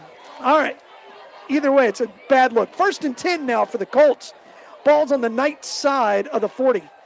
Gross is going to keep it against over the right side.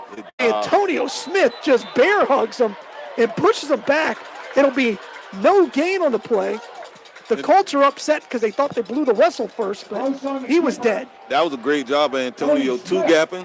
What I mean by two-gapping, he took the guard and he just stood him up and he looked over his left shoulder, looked over his right shoulder and said, "Where's the quarterback?" And when he showed his face, he threw him to the side and made the tackle. He's a fun football player to watch. Offensively, he's basically all by himself on the offensive line. 2nd and 10, 4:12, 4:31, one of those left to go in the half. And they're going to give it to Ship on the end around. He doesn't like what he sees. He cuts back up the middle. He's got 5. He's got 7. Breaks a tackle. And then Rucker comes up and just plants some wood on there. I thought he had a first down, but Rucker cleared it out. And now there's multiple flags. There's another one. Another one came out. And I'll tell you what the call is. There's going to be holding against the Colts in the backfield. There was a lot going on, and I don't know what the extra effort was.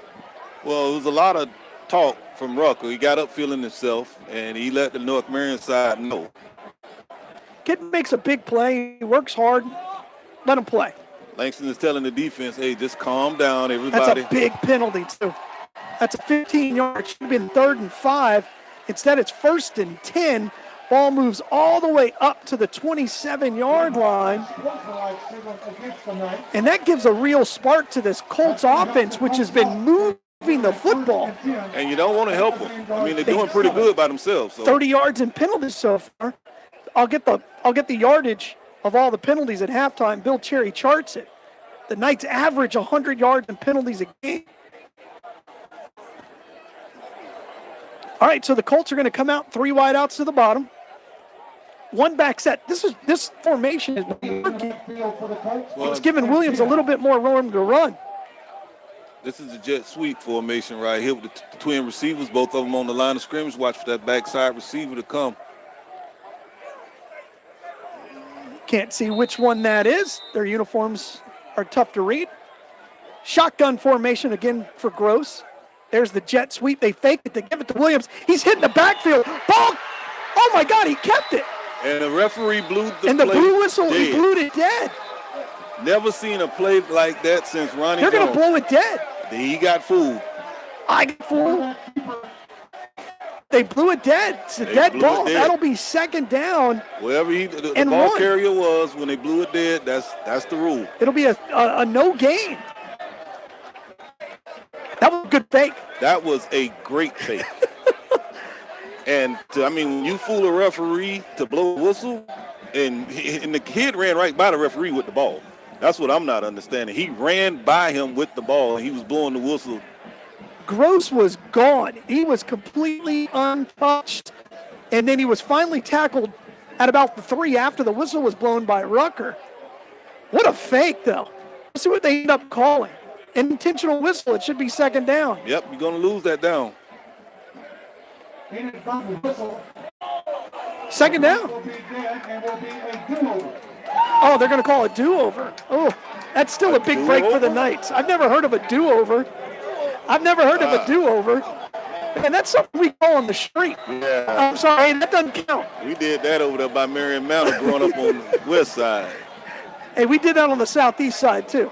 2 wide outs each way. Ed Williams is the deep back. File that play back in your brain for again. They're going to go fake the jet sweep, give it to Williams. He heads up the middle. Manages to get 5 yards. He actually pushed Antonio Smith back. I tell you what, the Knights defense may need halftime because they're starting to stand up. They're standing up and they're getting pushed back, and now you got at least 220 pounds coming at you. And it's all in his thighs. Yes, that's trunk. That is pure trunk. Smith comes off now from that defensive tackle. The Knights get considerably smaller there. It'll be 2nd and 5. 2:50 left to go here in the half. 7-3, the Knights lead. But the Colts are dominating this game offensively. They just don't have any points to show for it. They have a deep running back. Now he goes in motion. They're going to give it to Williams. He heads over the left side, and he's run out of bounds. Great tackle there by the sideline, and Michael Randall just pushed him there. And that's what you want to do if you're Vanguard. You want to get him going laterally. Let him go east and west. If he goes north and south, you're going to have a headache at the end of the night. So great job right there stringing it out by the defense, and mainly Bryce Langston. He doesn't get the tackle. He doesn't get any of that, but he made that play because he held that edge. And when you're a kid, like a top 5 kid, as in Bryce, you're not going to have the stats because people are going to focus on you. They're going to double team you and things, but keep doing the little things. String this big guy out, talk to your teammates, keep them motivated, calm them down when they get overexcited. And that's why Bryce Langston is who he is. And I've said it multiple times. I think that kid has a chance to be the best Vanguard Knight to ever play the game. When he hangs them up, I think he's got a chance to be great. All right, so here we go. 3rd and 3. They're going to give it to Williams. He fakes it to Williams. Gross heads over the left side. He breaks the tackle. He's got enough for the first down. And is brought down after about a 10-yard gain. It'll be 1st and 10. Colts just outside the 10. Well, there it is, misdirection. Think you're going to give it to Williams. The end crashes. Langston took the bait. Now we're going to get around that corner and get a first down if you're North Marion. And that's what happens when you're compensating for the middle of your line that's just getting gashed. Well, the Colts are running the football really effectively. And I hope Bryce isn't feeling like he has to make every play. No, this is a big game. We got a timeout coming up by Vanguard. But Bryce got to understand, you got to do your job at the end of the day. That time he jumped inside, Gross pulled it, ran around the corner, and it's right there in front of the North Marion bench, so they obviously can see it. And that's a really smart play there by the coaching staff and Gross to see that and to see that tendency and to make that call. Well, play the inverted whistle, they set that up first quarter. I mean, they came with the twin receivers on the ball. Here comes the jet motion, give it to the receiver. Second time they did it a little later, fake it to the jet receiver, give it to Big Williams. Now this time it was two fakes, one to the jet, one to the running back, and now it worked so well the referee didn't even know what was going on. I've never seen that. I've never seen him do a do-over. I mean, I've seen refs screw things up and just say, oh, I blew the whistle, it's dead. Whether it's a fumble or something like that, it's dead. And you shouldn't, at that point, it should have been an inverted whistle. Whatever happens up to that point, it should stand. Yeah. All right, so here we go. 1st and 10 for the Colts. They've been here 3 times now. Only scored 1 field goal on all 3 of those possessions. 2 wideouts each way with a deep set in the slot. Cross calls for that man to go in motion. He's going to throw it to a fade route. Good coverage there by DJ Daly. He never turned and faced the ball because he doesn't have to. No face guarding in high school football. Did a great job of playing the receiver hands. He just waited for the hands to go up, and he punched right through both of the hands and made it incomplete. Bringing up what it is, 2nd down now. Yeah, 2nd and 10. Ball's going to sit at the 11. 175 according to the. Every time I look there, it's a 7. It's 175 on the clock. Does that really mean 1/4 to 2? Yeah, that's right. That's right. You ever push that on your microwave? All right, here we go. Same formation that's worked so well. They're going to send him in motion. They're going to give it to Williams. He goes up the middle, breaks a tackle, and then is popped. After about a 4, let's see where they give them that. They're going to give him a 4-yard gain. It'll be 3rd down and 4 here. I tell you, Vanguard has stopped blitzing the linebackers and actually helping them. Now it's helping them. Yes. Because if you can't get him at the line, at least you can get him 2nd level.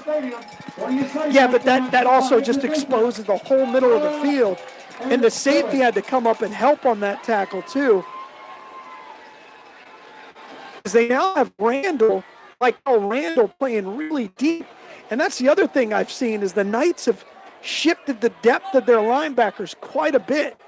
We haven't heard Leslie Farmer's name in a while. I expect him to make a play because he's hitting that lead linebacker. Big play here for the Colts. He's going to fire it into the end zone, and that's going to be broken up. Great coverage there by Tyron Wilson. That time he got the job done. It'll be 4th and I guess 7. Kick this field goal. You got to kick it, right? You need points. You've had the ball down there 3 times, and you need it. Great possession there, though, for the Colts, all aided by 2 massive penalties by the Knights of 30 yards. And now you see the defense starting to change up what they're doing. That time they were in a 4-4 front, and it was straight man-to-man. The slot receiver went in motion. The nickelback actually was going over the covering, and they decided to throw the fade. Coming from this left hash right here. Let's see if the Knights can get after it. They've blocked a couple this year. Hardwood is the kicker. Oh, I think they want an offsides, and it's got a piece of it, and I think they pushed that, and it's good. Colts make the kick. I think he got a piece of that. That ball came out funny. It is now the Knights score again. I'm sorry, the Colts score again. It's 6 Colts, Knights 7. I thought he got a piece of that. I thought he did too, and it sneaked in. I mean, it might have made it by a good 2 yards. But the rule says just go over that flat bar and between the ones that's upright on each side. Leslie Farmer and Rucker having a conversation with the official and saying, hey, he jumped. And that's the way you have a conversation with the official. There's a way to do it. Talk to him calmly when the play's dead. Mm-hmm. You know, don't come running at him. You know, Farmer's just saying, hey, he jumped. Yeah, you did have movement by the right guard. Right? And then a lot of fans saw it. I'm surprised that the referees missed it. But nonetheless, 76 right here with well, you know who has to call that is the side judge, and he's probably going, I'm not blowing the whistle. No, I heard about these guys. I'm not blowing the whistle. I already did that. That cost me. All right, so Hardwood going to come in and do the kicking. I guess Ship got fired. So, actually that's 14. Is that Rose? All right, back deep. Oh my God, he shanked it. And it's a fumble. And the Colts almost had it, but it's picked up by Savion Harris. He actually whiffed on the kick. I don't know if that was intentional, but I think he whiffed the kick. Well, that's that Brucey, man. You remember Brucey from the longest yard? Yeah. He did a Brucey right then. You missed the ball. That's the great onside kick. There's no way he intended to do that. I don't think There's so. no way. I don't think so. But the ball bounced and was just there, and it was there forever. It went through two Knights' hands, a Colts' hands, and Savion Harris, basketball player, picks it up. And now, 49 seconds left to go here in the half. Curry is going to be the quarterback. Knights could do some damage here. Yeah, it's plenty of time right here. They have all their timeouts, and the clock stops on the first down. Curry surveys, two wideouts each way. They're going to send Tevin Williams in the backfield. They're going to give it to Williams. He heads over the right side, is brought down 5 yards deep, and you cannot do that against this Colts defense. They're too quick. Slow developing play. It's too slow. And again, that's been the problem all year for the Knights. The offensive line in the middle is soft, and you've got to do plays that are much quicker. So the Knights are going to huddle here with 4 seconds left, and I think they're going to go at halftime and say, thank God we have the lead 7-6, because offensively, they haven't done a whole lot. Well, never mind, there's 15 seconds left. Well, Welcome to I'm Booster not sure. Stadium. I have no idea how much time. This is why we need one. We've got to have a new scoreboard here. This stadium is 50 years old. You graduated in 89. I graduated in 88. I can remember coming to the stadium as a kid when I was 6 or 7. Nothing has changed. Nothing. Maybe they put a V on the scoreboard. That's about it. Nothing has changed. You go into that bathroom in there and it smells like it's 50 years old. If you go in that locker room and you played here at any point, it still looks the same. They painted it a different color. Because back then, there was a time when that mattered what color that was. You had to beat Forrest. That's right. To determine which color it was going to be. All right, so here we go. 14 seconds left to go. Curry's the quarterback. 3 wideouts to the top, 1 to the bottom. The Colts drop back into coverage. Curry fires into the flats. Got Savion Harris, and they'll be right at the sticks. See if the Knights call timeout with 6 seconds left. Good. See, that's what Curry can do. Threw that ball in time. And that was a nice pass. Savion ran a 14-yard curl. He came back to it. But the thing that's kind of puzzling is it was 38 seconds to go before the play before when they ran the ball. And they let the time run down to 15 seconds. And now we have 8 left. It was just 0, by the way. And I apologize. I'm trying not to make light of it, but it's hilarious, the fact that how bad the clock is here. Ever since it got hit by lightning. Ever been negative, like 43 seconds? Well, there was one time against the Dillon game, they had to just decide what Larry Fuqua was telling you the time, because the crowd was going crazy. And you look at it, it was like 174 or something. You're like, that's not possible. All right, so here it is. It's 3rd and short. Really entertaining first half. The score is 7-6. The Knights have the football, and they're going to go into victory formation here as Rucker lines 20 yards off the ball, 10 yards off the ball. And they're going to actually snap it underneath the center as Curry. They're waiting for the clock to start. Is there going to be a penalty? These officials like to talk. He's talking to the quarterback. Thinking he's giving him instruction on what he's supposed to do to take this knee. Well, he may have asked him, do you actually want to kill the clock? All right, there you go. And that'll end the first half. After a really, really entertaining first half, the Knights lead the Colts here at Booster Stadium, 7-6. And you're listening to high school football right here on WOCA, The Source. Warehouse Wireless is your discount pre-owned cell phone provider, offering affordable phone plans and repairs. Check out their weekly specials every Wednesday for extra savings at warehousewireless.com. Also, while supplies last, get a free phone mount holder for your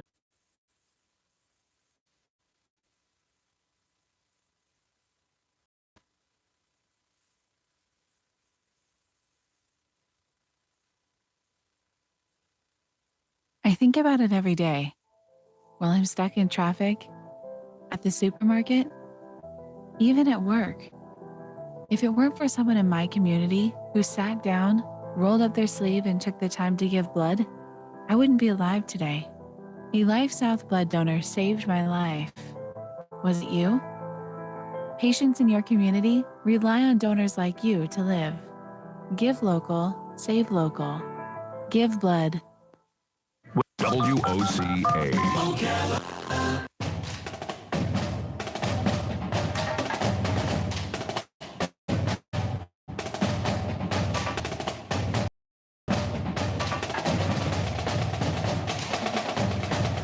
All right, welcome back. Sorry for that technical difficulty. Nothing like forgetting to charge your phone. All right, but here we are. We're back at halftime here at Booster Stadium. The Knights lead the Colts 7-6. I'm Galen Unol, joined with Steve Rim. And Steve, before we go any further, how about tomorrow? Tomorrow's a really special day for you. You're getting inducted into the MCYFL Hall of Fame, and you're coaching in your first MCYFL championship game with the Wolfpack. Yeah, it's gonna be a special day. I don't look at accomplishments and go back and want pat on my. I don't know. You talk a lot about old stories, though. Well, I love them. When you can talk and people can understand what you're talking about, it's fun to talk about it. But some people, they just think because you played football, you're a millionaire. I say, no, I'm a thousandaire, but I'm not a millionaire. But to sit and talk football a lot with people that love it like you do, it's special. Yeah. We'll talk about tomorrow, and I hope there's a lot of your old teammates, and I know Coach Kaz will be there, so I'll be there just to go talk to Coach Kaz. But at some point in your life, you just got to stop and say, wow, that's pretty awesome. Yeah, I mean, I've been blessed. I've been surrounding myself with people that's having the same outlook on things as I have. They love the game, they love the kids, and that's what it's about. Football is a game, but you can learn from football. There's a lot of life lessons you can learn from football, and that's what I try and teach when I coach. So to surround yourself with people like Coach Cass, I mean, we've coached together. Yeah. You got Coach Daly down here, and Craig Damon, and Phil Yancey, all these great people. It's heartwarming, and I didn't per se like every one of them, but hey, I can go back and tell you some stories on how they changed my life. And I can tell you that when I was 11, my uncle took me in when my mom couldn't afford to keep 3 kids in the house, and introduced me to football. And it was right down the street here down here in Silver Springs. And I played for the Junior Falcons. Greg Paquin was my coach, and he's still out there. Oh, he's still out there. Still coaching the Junior Falcons. He actually had me playing right tackle and defensive end. So one day, maybe he'll learn from that mistake. Oh, he tells this story a lot.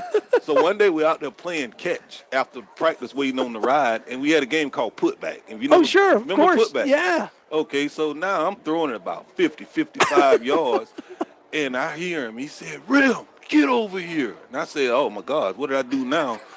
So I run over to him. I'm huffing and puffing. I said, "What's wrong, Coach?" He said, "Why didn't you tell me that you could throw a football?"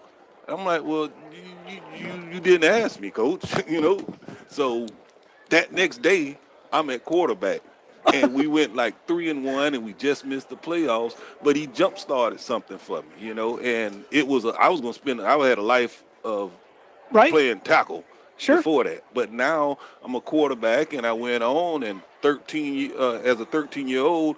I'm moved up to the varsity to be a backup quarterback and starting at wide receiver. So that changed my whole high school career. Because at 14, I'm a honorable mention All-State quarterback here at Vanguard and running the whole program.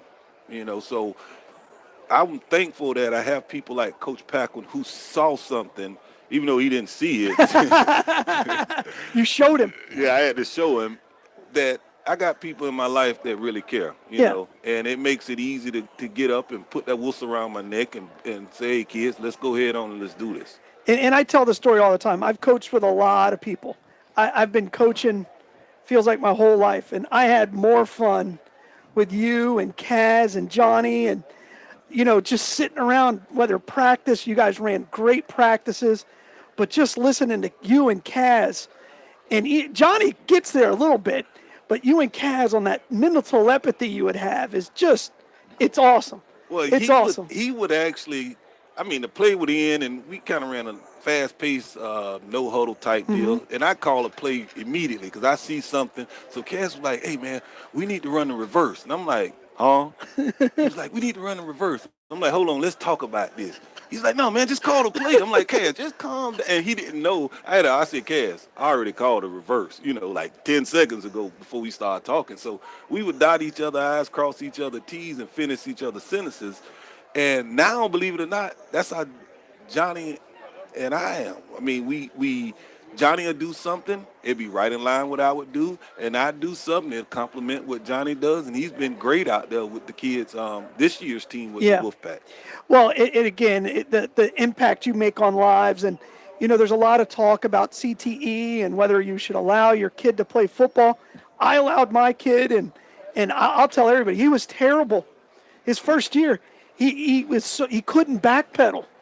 And I remember talking to Coach Gilmore, who's over on the Colts side, and after the game, I said, I've just got to get him. I said, he will not quit. I said, you just tell me what you want me to work on, and we'll work on it. And we would practice like stupid things after the game, just trying to get his confidence. And Coach Gilmore would play him, and I would tell him, like, look, man, he's working hard. Can you throw him a pass in practice? And he'd be like, okay. Literally, I would tell him, like, please, just throw him a pass. I'm like, he's got great hands. Just throw him a pass in practice. He would catch it, and it would make his day. That's all we would talk about, because he was the worst player on the team. Well, so the next year, he went to the Steelers, and then Coach Rondo grabbed him and said, you're going to be on my offensive line. And then he ended up playing right tackle on that championship game. And then he got to you, and he was a tight end, and you kept saying, I want him at receiver. I'm like, but he's a tight end. He tells me that today. He goes, I should have played wide receiver. But it's that kind of a thing, and now I'm hoping he can be a really good basketball player. But it's those kind of moments where you build that inner confidence. Yeah, and that's what drives. I mean, just like this game out here today, these kids are confident. Yes. They got the scholarship offers. They got the athletic ability. It's time to go out between the lines and put it down. If you can give a kid confidence, you're going to plant a seed that's going to grow not just while they're playing football at NCYFL or high school or even college. As men, they're going to use these philosophies with their families. And you'll see a kid continue to grow. And I just met a kid at the bank today. He was proud of the fact that he wasn't getting in trouble. Yeah. He just bought a car, and he has a house. And I was joking with him about getting in trouble. He was like, no, Coach Rim, I don't do that anymore. Yeah. So it warms your heart when you can run into some of these kids and, just walking in here, it's every 3 feet. Hey, it's either Steve, it's either Juice, or it's Coach Rim. And a lot of times it's Coach Rim. Yeah. I mean, I came back when I retired and I came back home, that was 1999. So it's been 20 years around here blowing a whistle.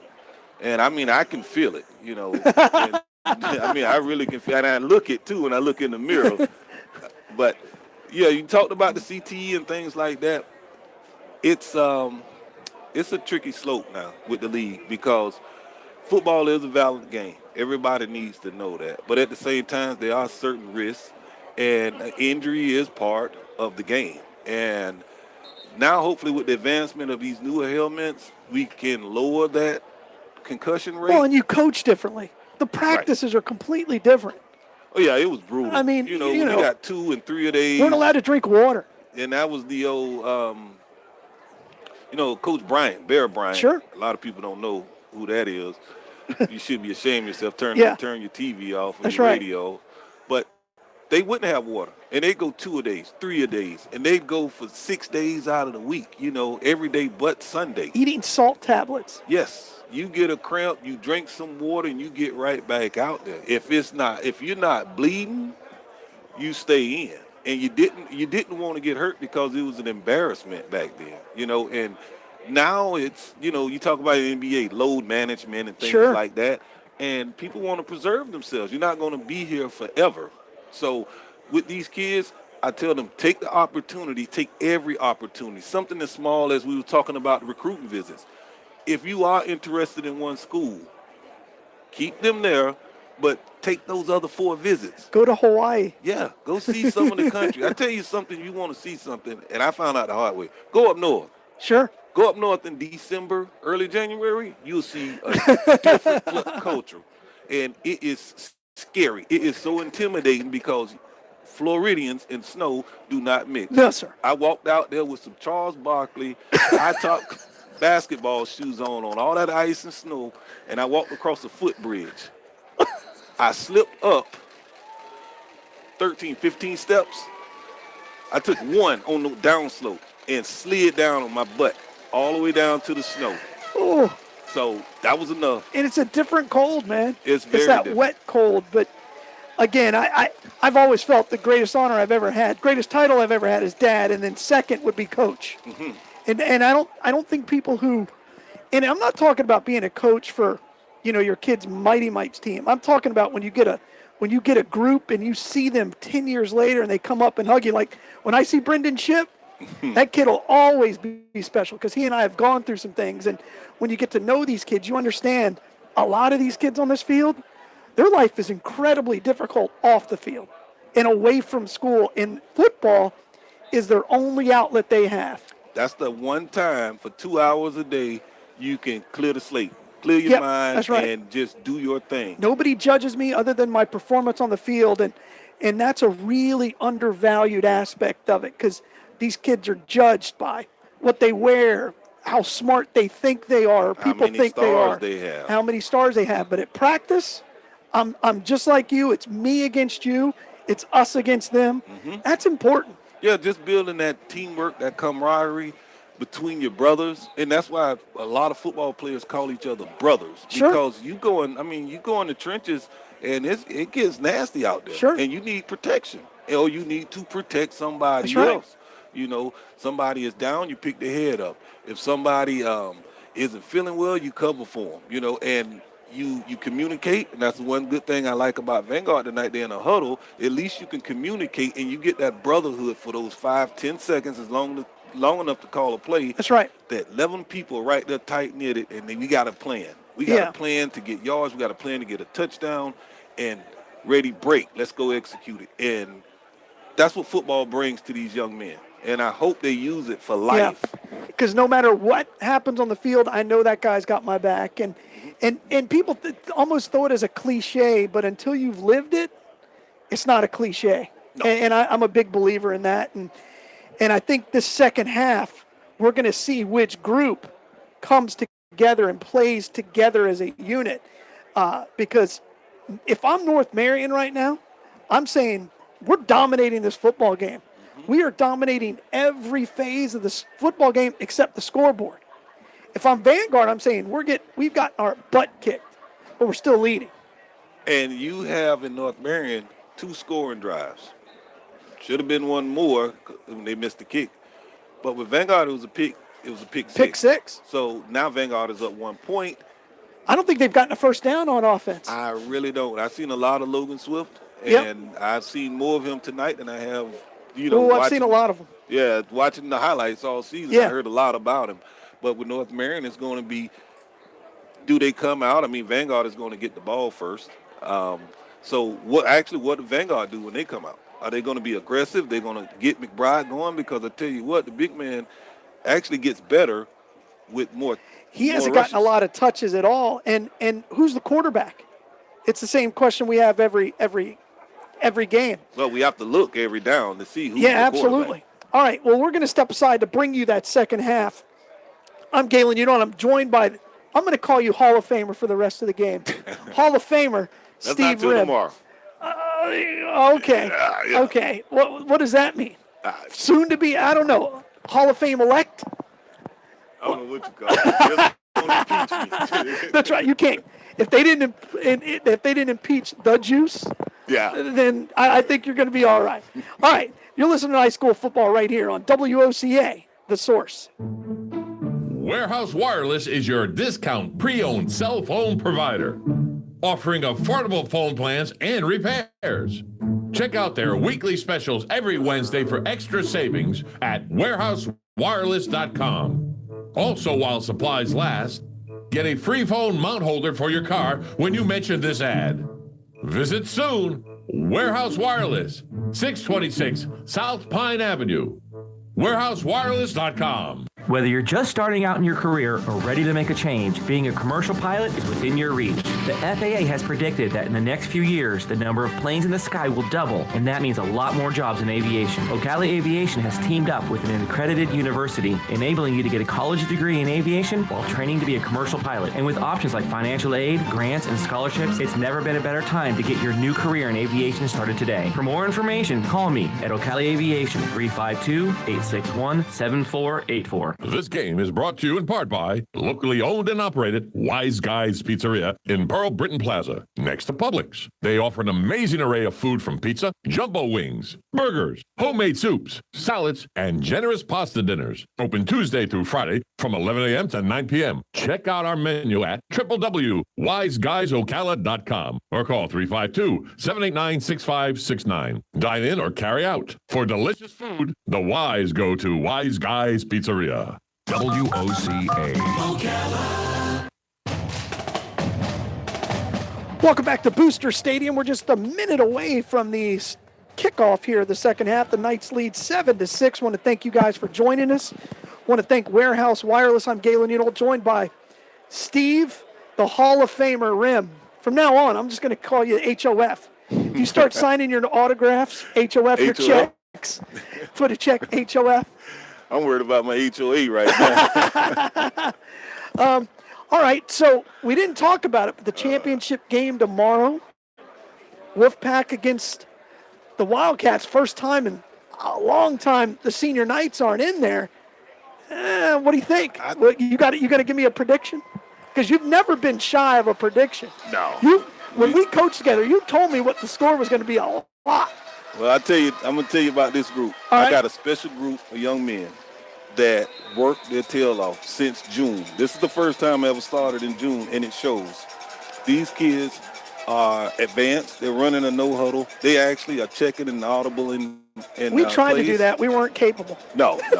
That's why I say this group is very special, and tomorrow is going to be very, very, very entertaining. Kickoff's at 6. 6 o'clock You is know, if showtime. I knew you were going to play in it, I'd have broadcast it.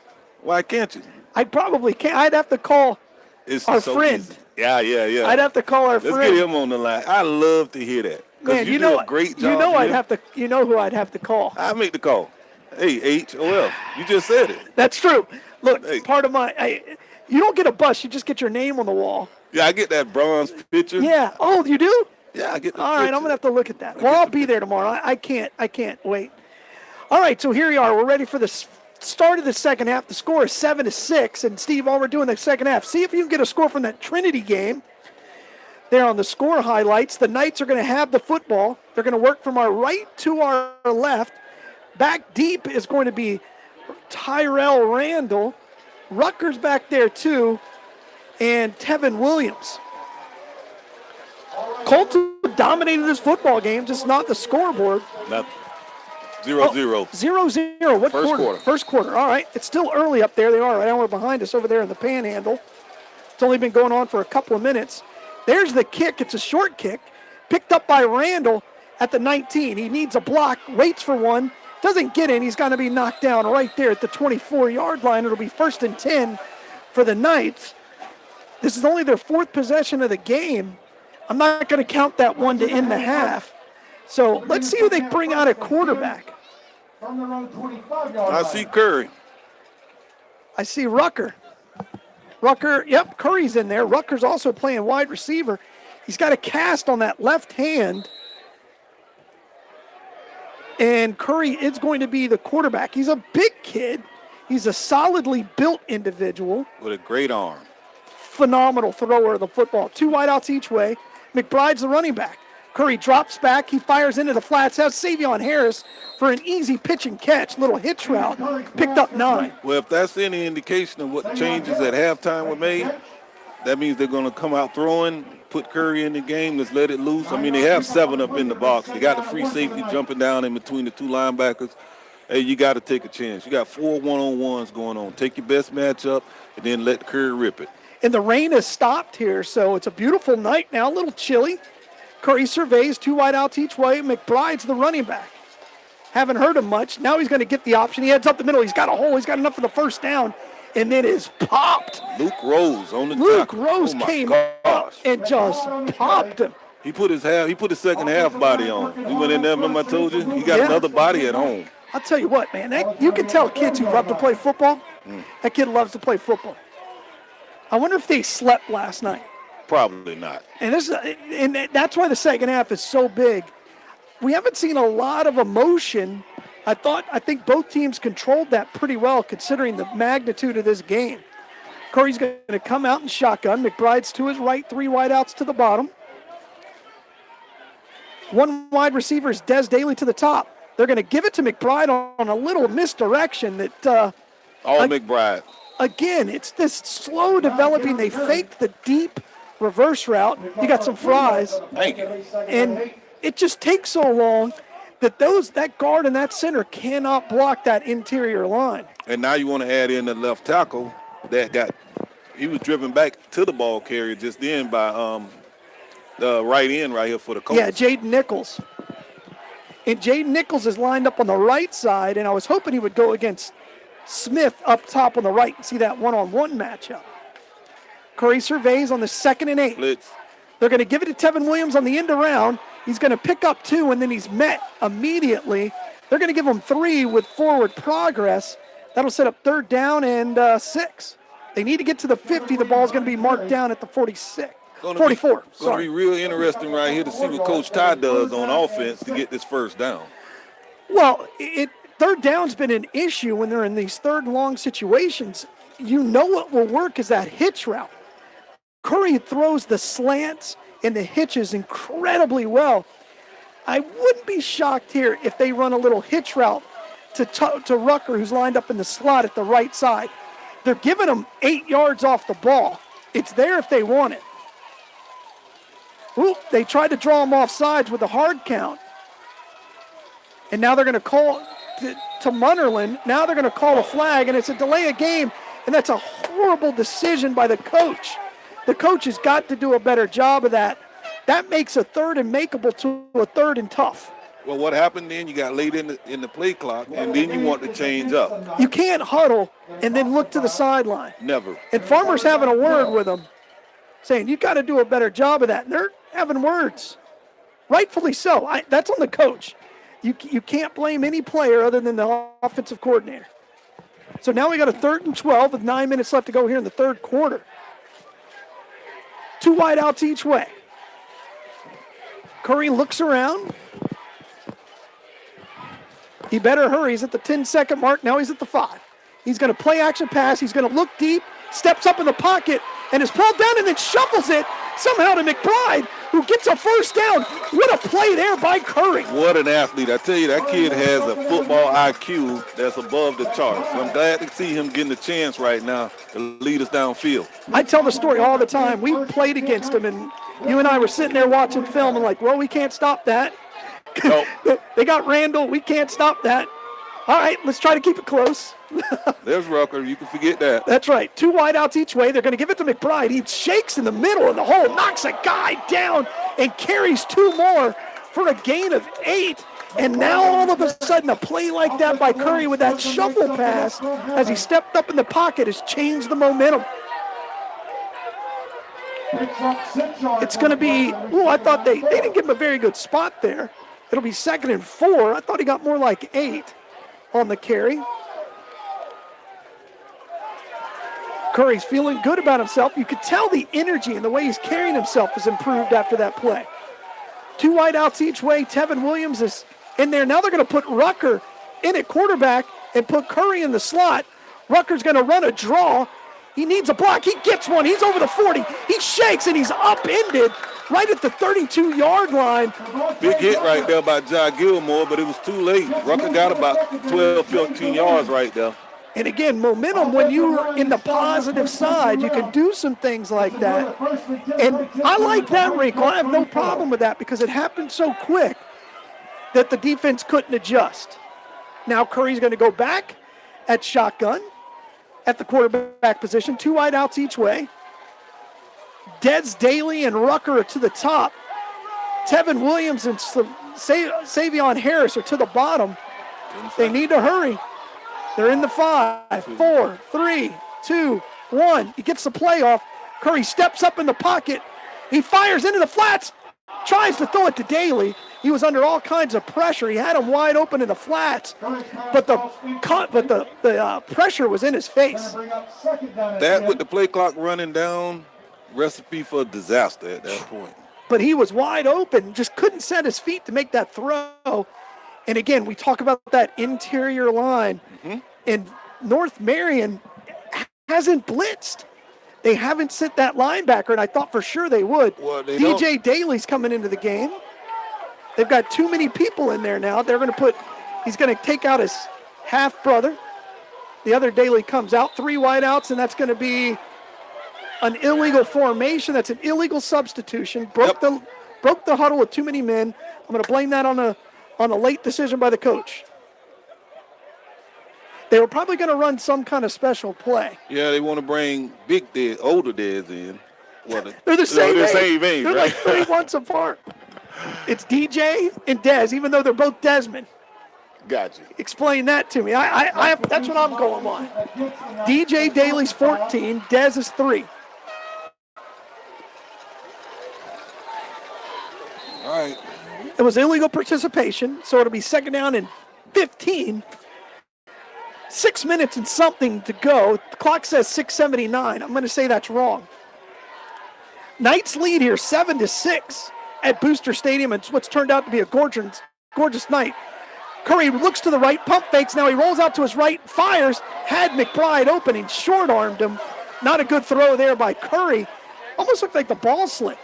Yeah, he tried to change the direction of the throw, the angle of the throw, and I think he could have got more. Fix your microphone. He could have got more yards running. He could have, but he had McBride open, just didn't make a good throw. I hate to correct the Hall of Famer, but, you got to fix your microphone. I've never seen an incomplete run before. That's true. That's a good line. I'm going to have to use that. Can I use that? Sure. All right. That sounds like something Kaz would say. Kaz would say something like that, and he would say something every practice, and I'd just laugh about it for an hour. 4 wideouts to the bottom. They go empty set. Throw to McBride. Hit him in the hands. He just couldn't make the catch. That was a swinging gate type play. Had potential. Now you're in an interesting situation here. It's 4th down and 15. That illegal substitution penalty is huge here because you got to punt it. And let's see if they can pin the Colts back with Logan Swift. Tell you what, outside of that pick 6, Logan's had a great game for the Knights. He's the only one that's really been consistent all night. Yeah, that was the only offense this team's had right there. With they've got a couple of first downs, and then that penalty just really hurt them. 2 bad decisions, and Knights just couldn't overcome it. I thought that shuffle pass got things going for the Knights, but didn't last long. Back deep is Ship. Logan Swift waits for the snap. 7-6 is our score. Good snap. He puts his foot into it and kind of shanks it. Goes off to the side. Takes a good bounce. Don't know where that went out of bounds. Right up inside the 10. Turned out to be a good kick. He shanked that. That used to happen to me on the golf course a lot. Yeah, I know that feeling. The problem is when you pooch kick it, it's a different technique. And I just think it came off of his foot wrong. So 6:41 left to go here in the 3rd quarter. The Colts are going to get the football for the first time here in the 2nd half. Let's see what kind of adjustments they make. Before we do that, I really want to thank Warehouse Wireless for their contribution tonight, making this happen. And the FHSAA, because I have to say that. All right, it's 1st and 10 for the Colts from their own 10. Gross is the quarterback. Williams is the running back. They're going to give it to Williams. He heads over the left side, falls ahead for 5, and that'll be 2nd and 5. Yeah, the same fake the jet sweep, going to give it up the middle, trying to get Vanguard over pursue and run it right down the throat. So, well, what it's doing, it's forcing that linebacker to shift, and then they're running behind that shift, right? Correct. Because Randall is that outside linebacker on the right side, and that's forcing him to shift his feet to honor that, and it's changing the formation. See if the Knights blitz here on the 2nd and 5. They're going to give it to Williams again. He heads over the left side, and that's actually Jai, and that's going to be a holding call against the Colts, and that's going to be marked at the 15. That's a 10-yard penalty from the spot. Jairon maybe gained, what are they going to say? He gained 4 yards, but all for naught. It'll be 2nd down and 15, I believe. Yeah, we should be going back halfway to the goal line. Well, it's inside.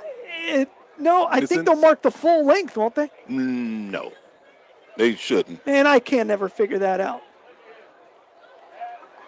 All right, let's see what the call is. Make sure we're right. Personal foul. Chop block. That's a 15-yarder. That'll be half the distance. That actually is, I think, a benefit because it's only a 7.5-yard penalty instead of a 10. I think it would have been the full 10 because it was outside the 15.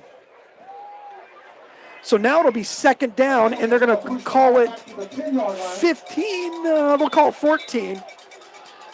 And now if you're the Colts, you got to make decisions here that are going to be for the long run, right? Yeah, do you play it safe and just hand it off, or do you treat this like a punt and throw one deep? That's right. That's right. So we're going to step aside for the water break. Our score here is 7-6 in a barn burner here at Booster Stadium. You're listening to high school football right here on WOCA, The Source.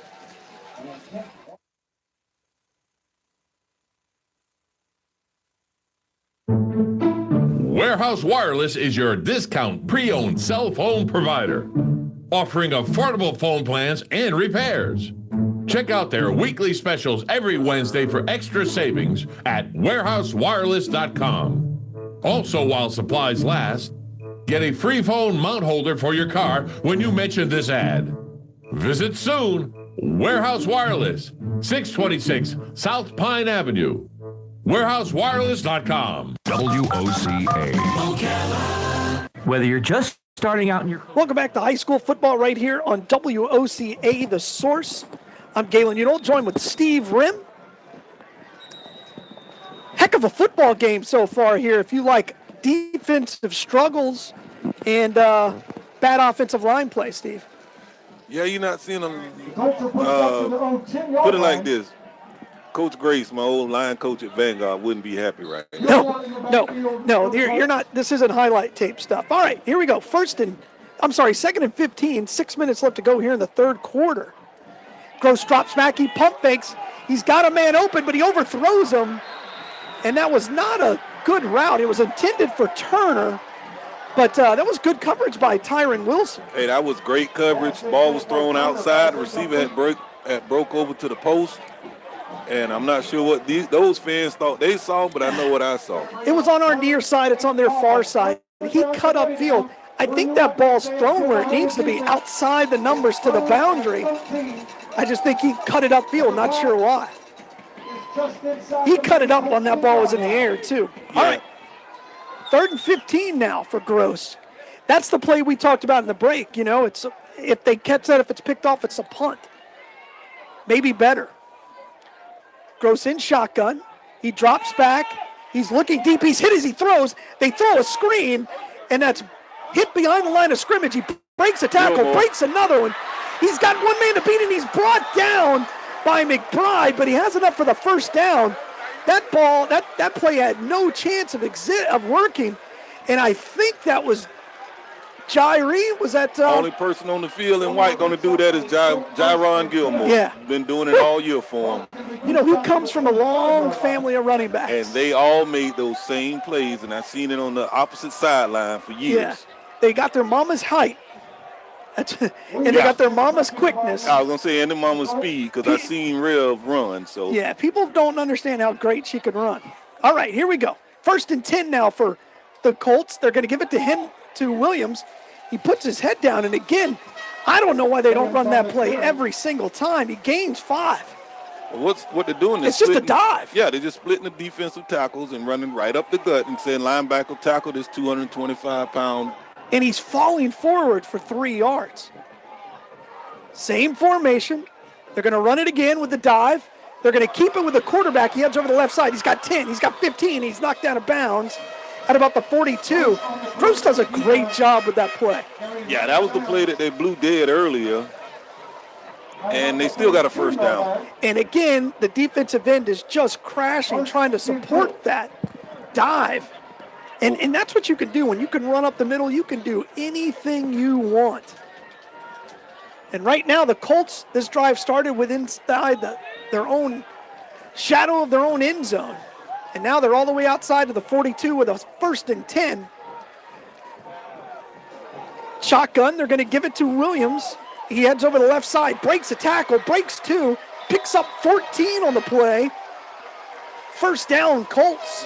Tell you what, and they're doing it. This is impressive. They're running right at Bryce Langston. Well, they're crackbacking him that time. The wide receiver came down and crackbacked and just stoned Bryce. Bryce is getting frustrated.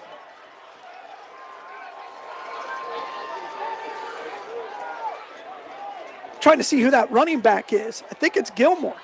Shotgun formation for Gross. He gives it to the running back who hits up the middle.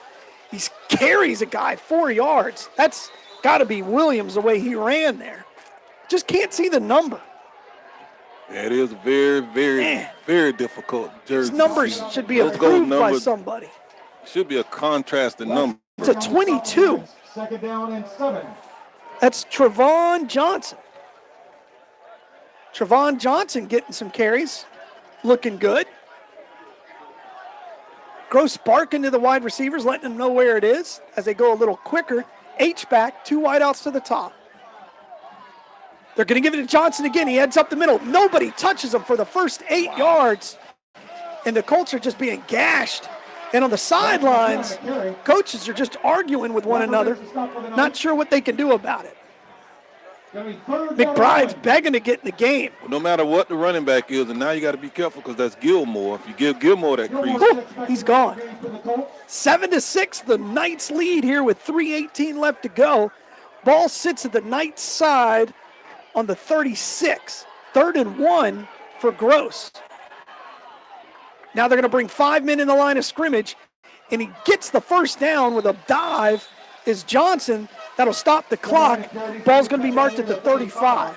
You know, that was one of the first times I seen Martinez all night actually end up on the ground, so he was trying to make a pile. He reached up and grabbed Jai by the foot. But normally these defensive linemen have been playing so high that you're just running right by him. And if you do reach out, you're not going to tackle Williams. You're not going to tackle Jai because of the speed with one arm. It's just not going to happen. That time they made a pile, got low on the ground. You got to get the front of your jersey dirty in a game like this up front. Bryce barking at the sideline, telling him something. I think they want to go to a 5-man front. Play a nose guard, right? Maybe play a nose guard. Still running that 4-3. Farmer's the middle linebacker. 1st and 10 for the Colts. Gross fakes it. He's going to roll out, moves to his left, breaks a tackle, dives ahead, picks up 5. That time, Bryce Langston stayed home to hold the edge. And he saved a big game because there was no outside linebackers. All the linebackers are inside. They're in the middle. And that's the staple of the Vanguard 4-3 defense. It's good for the run until tonight. Right. But if you ever get break contained, you can run for a long way. But you have to have some powerful defensive tackles to hold that up so the linebackers can come free. It's the concept of the 4-3. You want your in rusher to hold the edge, but your defensive tackles got to make a play. All right, now they're going to shift into the H-back. They're going to give it to Jai. Jai heads over the left side. He's got the edge. Oh, and he's cut down by a nice tackle by Rucker after a 15-yard gain, and somebody's down. That's Randall, actually. That's Rucker. He made the tackle. Number 4. Uh-oh. Well, we'll figure out who that is, and we'll step aside for a break. You're listening to high school football right here on WOCA, The Source. Warehouse Wireless is your discount pre-owned cell phone provider, offering affordable phone plans and repairs. Check out their weekly specials every Wednesday for extra savings at warehousewireless.com. Also, while supplies last, get a free phone mount holder for your car when you mention this ad. Visit soon. Warehouse Wireless, 626 South Pine Avenue. warehousewireless.com. WOCA. Good injury there for the Knights as Rucker jumps up and runs off the field. That's one of those that gives you a chance to, I don't know if you remember Yurkovich, who used to play for the Green Bay Packers. Yeah. He played for the Jags. They changed the rule because of him, because that's why they make you call a timeout now if you're injured, because they would be driving and all of a sudden he'd just go down and he'd pull a phantom thing with his thigh or something. Well, the Colts are going to call timeout. Oh, who's down over there? Oh, that's Gunsby. Oh, that's unfortunate. That linebacker can play. Was he down on the side? Yes. Oh, okay. He made it almost to the sideline, and then he couldn't make it anymore, so. I've had days like that. First and 10, ball's going to be at the 16, and the Knights with this long, long drive that started at their own 4-yard line. I'm sorry, 9-yard line. First and 10 now. They're going to give it to Jai, and Jai breaks a tackle, almost busts it, but picks up 6. You know, they just pounded with Williams and pounded with Williams. Now they're bringing that lightning kind of a guy, and he's just elusive. Tell you what, they're screaming for a backside slant right here, so hopefully we're playing inside of him. Now Farmer wants to come out of the football game. I'll tell you what, this defense for the Knights is gassed right now. They have They've been nothing out here left. all night long. I mean, the offense, they had a good opening drive in the second half that stalled out after a penalty, and it's been all defense. I have no idea how many plays they've run, but it's been a lot. 45 seconds left to go here in the third quarter. Gross is surveying. They have the H-back in that same formation. The deep running back is Gilmore. They're going to send a man in motion. Gilmore gets it. He follows that man in motion, cuts it upfield. He's got enough for the first down. It'll be first and goal for the Colts at the 6. Get on the carry. They'll be knocked down near the 6-yard Should be the line. last play of this quarter. That'll be it. I think. Let me check it. Nope. Yeah. See how it did? It ran to 0 and then it reset it to 15. Me. It happens all the time, man. I've gone to break after that, so I now hesitate. So what are they calling? They didn't move the stick. They didn't? Curious as to what they did. They're going to let the clock run. Kill the quarter, probably going to measure it when they change sides right here. If the Colts score here, we're going to keep it here to talk about it because, honestly, if the Colts score, if you're a Vanguard Knight, how are you going to score? You haven't been able to. They scored on a pick 6. And they haven't moved the ball, consistently. They had flashes here with McBride. He throw a pass over here to Savion, but to put all that together, maybe it'll click because you're only going to get the way that this is going, you're only going to get 2 more chances. Correct. The next time you touch it after this scoring attempt, and one more probably around the end of the game. And what are you going to do with it? And if you're down, there's something else to think about. North Marion gets into the end zone right here. Do they make it a 7-point game, or do they worry about it? It's a lot of things going to come And you go into play. chasing points. You're going to forever chase them. Yeah. That's not a good way to live. Again, this has been a really, really good football game. I am disappointed in the crowd. I'm not going to lie. I really expected this place to have 5,000. We got maybe half, not even half. I mean, there's always guys standing on the fence. Those are the OGs. Yeah. You know, who stand by the fence. And right now they're going to move all the way over to the opposite side. If you've ever been here and stood at the fence, when you're at that fence, you're 130 yards away from the play right now. That's when you start checking your phones and talking to people, and you start dapping everybody up and talking about old times, how you can barely walk. Bryce Langston is out of the football game here. He's on the sidelines in this 3rd and 1. That's a questionable decision there. He doesn't even have a helmet in his hands. Some players are going to talk to him. He has fought leg injuries the last 2 years. I see Coach Blackwood over there, Kalen. Great photographer, isn't he? Oh, yeah, he's the best. Oh, my gosh. You ever get a chance? I mean, he did we do have a timeout. Yeah. He did a film photo I shoot saw for it. us. And I really don't like to take pictures. I said, let me get a couple. I saw you in there. Like, look at you looking all hard. You're usually the camera guy. Yeah. I like to be behind the scenes, Yeah. not out front. But yeah, he's great. I mean, and I tell you what, he did a great job with the kids, getting them out of the shells. Because you asked some 12 and 13-year-olds to pose and to do attitude shots. He did a great job with them. He did the Vanguard basketball team, and before that, he did a shoot with my son and Aaron James. And after the kids saw that, they're like, I got to do this, Coach. I mean, it ain't cheap, but it's worth it. It's worth it. Oh, look at you. Look at you. All right. Kenny Clark. All right. Kenny Clark. All the way out there in L.A. I did every one of his games that he played in high school. Him and Dante. I did every game. Wow. For 3 years. You got some Man, I'm old. I broadcast Emmitt Smith when he ran all over Force twice.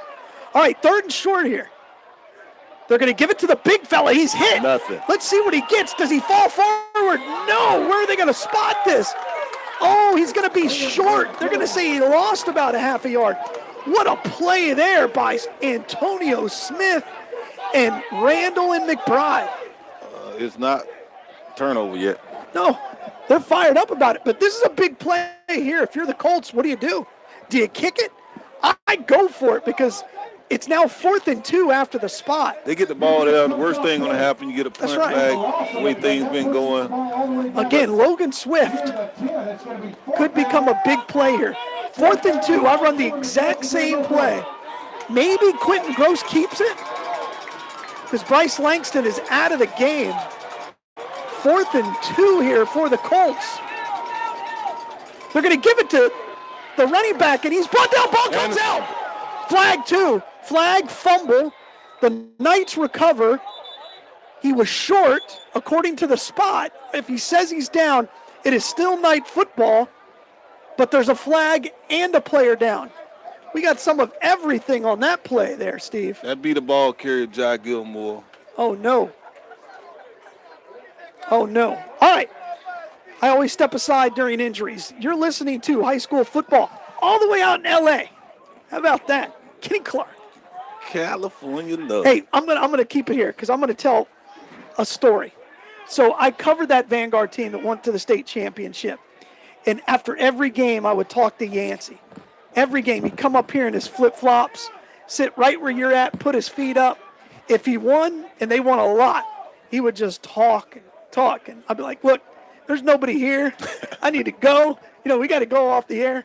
And I love covering that team, but I got 4 broadcasting jobs off of the play where Dante Culpepper rolls out against Buchholz and hits Rashad Jones in the end zone for that touchdown, right? Because that's a Doug Johnson game.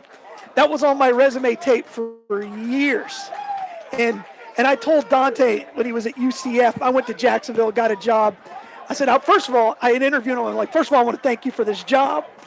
And he was like, I don't know what you're talking about. It took him I interviewed him 3 times before he realized who I was. Is that right? Oh, yeah. Yeah, I know. They never saw me. Oh, yeah. I was always up here. You got the perfect face for radio. That's right. Thanks. Back then I had hair. So anyway, I'm trying to turn the camera. It doesn't quite work that way, but there you go. I keep getting those marks. Hopefully you can see it. It's a radio broadcast, not a web broadcast. All right, so it's a big play. Did we ever figure out what the penalty was, Steve?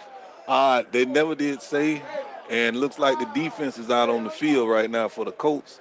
Offense is holding up for the Knights, so whatever happened out there has been taken care of, and we're just waiting to see if Gilmore is going to be okay. Looks like they're stretching his hamstring, which is a good sign. And again, we talked about it during the break. A day like today, you don't drink as much water. Well, you wake up, you answer, you didn't get a lot of sleep last night.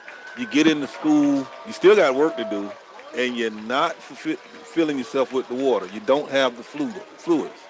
That hurts this team because Gilmore, I'm such a big fan. There's his dad's out there with him. He was a great coach. He was great to my son. I'll always be thankful for that. He's a Colt day in, day out. So, go ahead. Was it the Chiefs? Yeah. That was the Chiefs? Yeah. Well, yeah, you talking about photography. I did the highlight film and all that stuff for you guys and took pictures. All right. See, I didn't know that.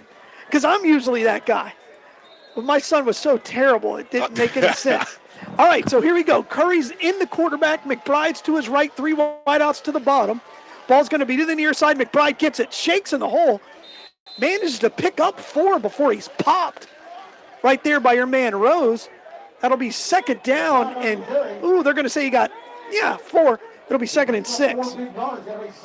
Right now, you got a perfect opportunity. I know he has a bad hand, but Rucker is one-on-one out there, and you don't have Gilmore. Perfect time right now for a deep post with no safety. And he's good enough to catch it. All right, 3 wideouts to the top. Curry's a quarterback. McBride's to his left. 7-6, the Knights lead. They're hanging on after that Michael Randall interception return. McBride spin moves in the hole, and he gains 2 yards. I'll tell you what, he's got one of the prettiest spin moves you'll ever see. Hey, big man is playing on skates out there, like an old figure skater, you know? He's got that, a toe hook or whatever it is? He's got a great spin move for a fella that big. You know, he's got offers from Vanderbilt, and so he's a smart kid. You know, you go to Vanderbilt, that's a generational change, educational. Changes you and your kids' lives. All right, 3rd and 6 after the 1 yard gain. They're going to give it to Rucker in the backfield, the quarterback, and he's popped after maybe a yard and a half. Who else? Who else? Rose. That's what I'm guessing. Came up from that linebacker spot. He kind of plays that wildcat. Is that what you would call that? Yeah, a lot of people call it wildcat, and really it's just old school football. I mean, old school football. Where you just read it and go. Yeah, maximize your blockers. That's what you want to do right there. You got the fullback that usually runs. He's blocking now, so now you have 10 people blocking for one. That's what you want on offense. All right, so that'll set up 4th down and 4. And the MVP of this game so far is Logan Swift. He's going to come in to kick, and they're bringing in an extra protector. Well, we can't. And now there's a delay of game. Somebody called timeout. Looks like North Marion. Is that their second timeout? Yes. All right, so we're going to step aside because I don't have a story to share at the moment. You're listening to high school football right here on WOCA, The Source. Warehouse Wireless is your discount pre-owned cell phone provider, offering affordable phone plans and repairs. Check out their weekly specials every Wednesday for extra savings at warehousewireless.com. Also, while supplies last, free phone mount holder for your car when you mention this ad.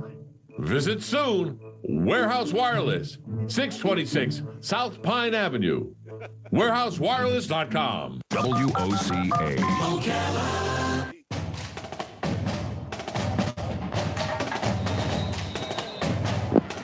Welcome back here to Booster Stadium, and a beautiful night. It's turned out to be great. I'm Galen Unal, joined with Steve Rim, the Hall of Famer. Steve Rim, do you get a gold jacket, Steve? I don't know what they give you. You're excited about it, man. I love it. I just want a hot dog. 4th down and 4 here for the Knights. Logan Swift's going to come in to punt. Back deep is going to be Buck Alford. He's staying in at his own 47. Logan calls for the snap. He gets it, and he shanks it. Oh, boy, he shanked that into the stands. 5 rows up and a flag. Oh, let's see who that's on. That could be big if that's against the Colts or the Knights. This is going to be a big penalty here. Off the ball, unsportsmanlike conduct of some kind. Ball went out of bounds at the Knight 28. He absolutely shanked that. And when it's going to be against the Colts. Now, is this post play or not? Doesn't matter, right? It's dead ball. Is it post possession, I guess? If the play was completely over. It should be post possession. But I'll tell you what, the high school rules sometimes screw me up. They're going to mark it. The ball went out of bounds at the 30. It is against the Colts. It'll be 1st down Colts. They're going to mark it 15 yards from the Hey, he's going the wrong way. The official's going the wrong way. A lot of people down here reminding him. Oh, yeah. Well, if I'm a broadcaster, it screws me up. So that was a massive play. It should be a 15-yard penalty, marked off 10.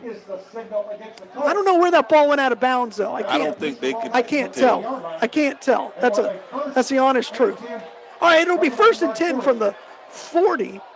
Big break there for the Knights. That 15 yards was big. McBride's going to come in and play linebacker. Knights are staying in their 4-3. The Colts are staying in their offense because it's working up until they get to the goal line. Gross is the quarterback. He sends his man in motion. They're going to give it to Williams, who's brought down from behind by Bryce Langston. And Williams manages to fall forward for a gain of 2.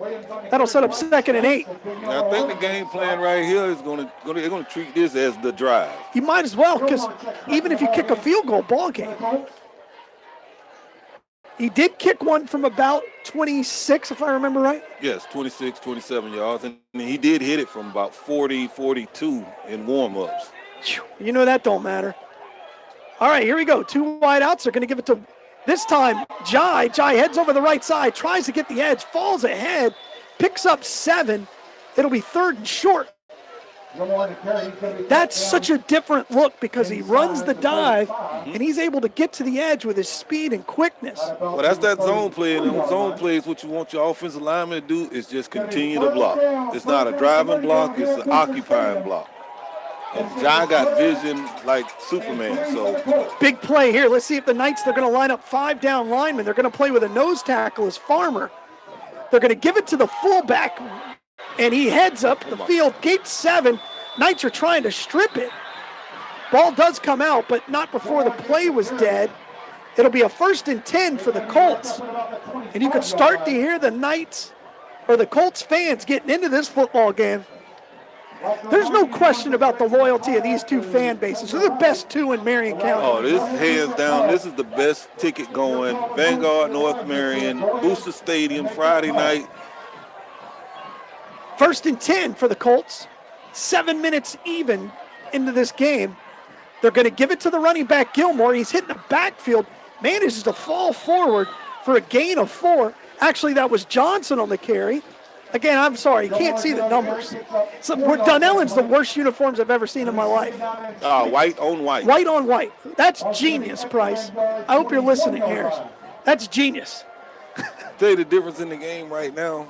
The linebackers starting to come up. They're starting to blitz again, and every time they blitz, they're running right by Gilmore. And I honestly believe they got to go to a 5-man set. McBride's going to come in and replace Farmer in that middle. Because I'll tell you what, McBride's quick enough to get there. They're going to give it to the running back who makes a man miss in the backfield and gets 3, brought down by Bryce Langston. That was a great jab step. He put his foot in the ground, wanted to head to the right, cut it back up on that zone blocking scheme you talked about, managed to pick up 2. It'll be 3rd and 6. Not a good spot there. No, I think his knee went 3rd down. and 3. 3rd and 3. They just didn't move the chain. All right, 3rd and 3. There's a big play here for the Knights and the Colts. 6 minutes even to go in the game. They're going to give it to the running back. He's knocked down in the backfield by Trevante Rucker with the defensive play of the game so far tonight. Well, I guess that Randall interception return was pretty big. My bad. Hey, I'm a broadcaster. I'm supposed to be exuberant. That was a 4-yard loss on the play. It's another decision for the Colts, and they have to go for it here. You got to go for this. I mean, it's too far for a field goal. I don't even know if the Knights have 100 yards in offense. They may only have like 50 yards of offense. I don't think they've had it long enough to get 100 yards. Yeah, 4th and 7. 5 minutes left to go in this football game. The Knights are bringing the world. They're bringing 7 men. It looks like everybody's coming on a blitz. Man-on-man coverage. Look for Brendan Shipp against Elijah Hopkins in the slot. That's the matchup right there. Shipp has been quiet tonight. This is going to give him a chance to go over and draw up something and be definite on both sides. Did they call a timeout or was that a water break? No, that was a timeout. I think they're out. Was that the Colts timeout? Yes. Okay, I think they're out. Then that would be the 3rd one. If I'm right, it's not like this scoreboard doesn't have timeouts. It barely keeps time. But if you're just joining us, the score is 7-6. I'll recap everything real quick. First possession, Colts drop back and gross through a bullet right into the chest of Michael Randall. Michael Randall took it in for a 27-yard interception touchdown. After that, the Knights haven't done anything on offense at all. The Colts have moved the ball up and down the field, but they only have 6 points to show for it. So here we go, 4th and 7. 2 wideouts each way. Gross drops back. He's looking. He's under pressure. He throws over the middle, and it is caught, dropped. I thought it was caught, but it was dropped. Looked like it was intended for Ship, and it went off his hands. He's saying he was hurt. Is there a player down there in the end zone? Yes, but I think that's Rucker, and I think he's just happy. Great play there. Looked like he just threw it up, and the defense made the play, and that could have saved the game. Yeah, that time they had 2 receivers in the same location for whatever reason. That was a great job by the Knights to be back, not just playing the chains, but play the field. Go back one play with Rucker making that tackle for loss, how that changed that whole possession. Oh, it changes the whole playbook. Now the run is out of the question. You got to put it in the air. All right, 1st and 10, Curry's the quarterback. He's going to give it to the running back. He heads over the right side. That's Tevin Williams, who's brought down immediately, and that'll be a gain of maybe 1. It'll be 2nd and 9, but more importantly, the clock is just going to wind. We got a Knight down. That's one of the offensive linemen. Well, that'll give us a chance to thank our sponsors, and that starts with Warehouse Wireless. Thank you very much for your continued support this entire season. And without you, we can't make this broadcast available. So Kenny Clark can hear it in L.A. I don't know what the clock says 471. Again, if you're listening and you want to contribute to improve Booster Stadium that's housed some great players. Did I ever tell you the story about me riding in a plane with Emmitt Smith? I never would have put that together, but all right, I love so to hear. I was traveling with the Jacksonville Jaguars when I covered them, thanks to that end zone catch. All right, and so I'm working for a sports station in Jacksonville, and I'm flying back from Denver and going to Jacksonville. We stop in Dallas, and on the way from Denver to Dallas, I'm sitting next to Emmitt Smith. And I sit down, and I said, "Hey, I'm Galen Emmett." And he goes, "Where are you from?" I said, "Florida." He goes, "Yeah." I said, "Yeah, I saw you play in high school." And he goes, "Oh, yeah?" Because we're the same age, he and I. He's a year older than me. And he goes, "Where'd you go to school?" I said, "Forest." He goes, "Forest?"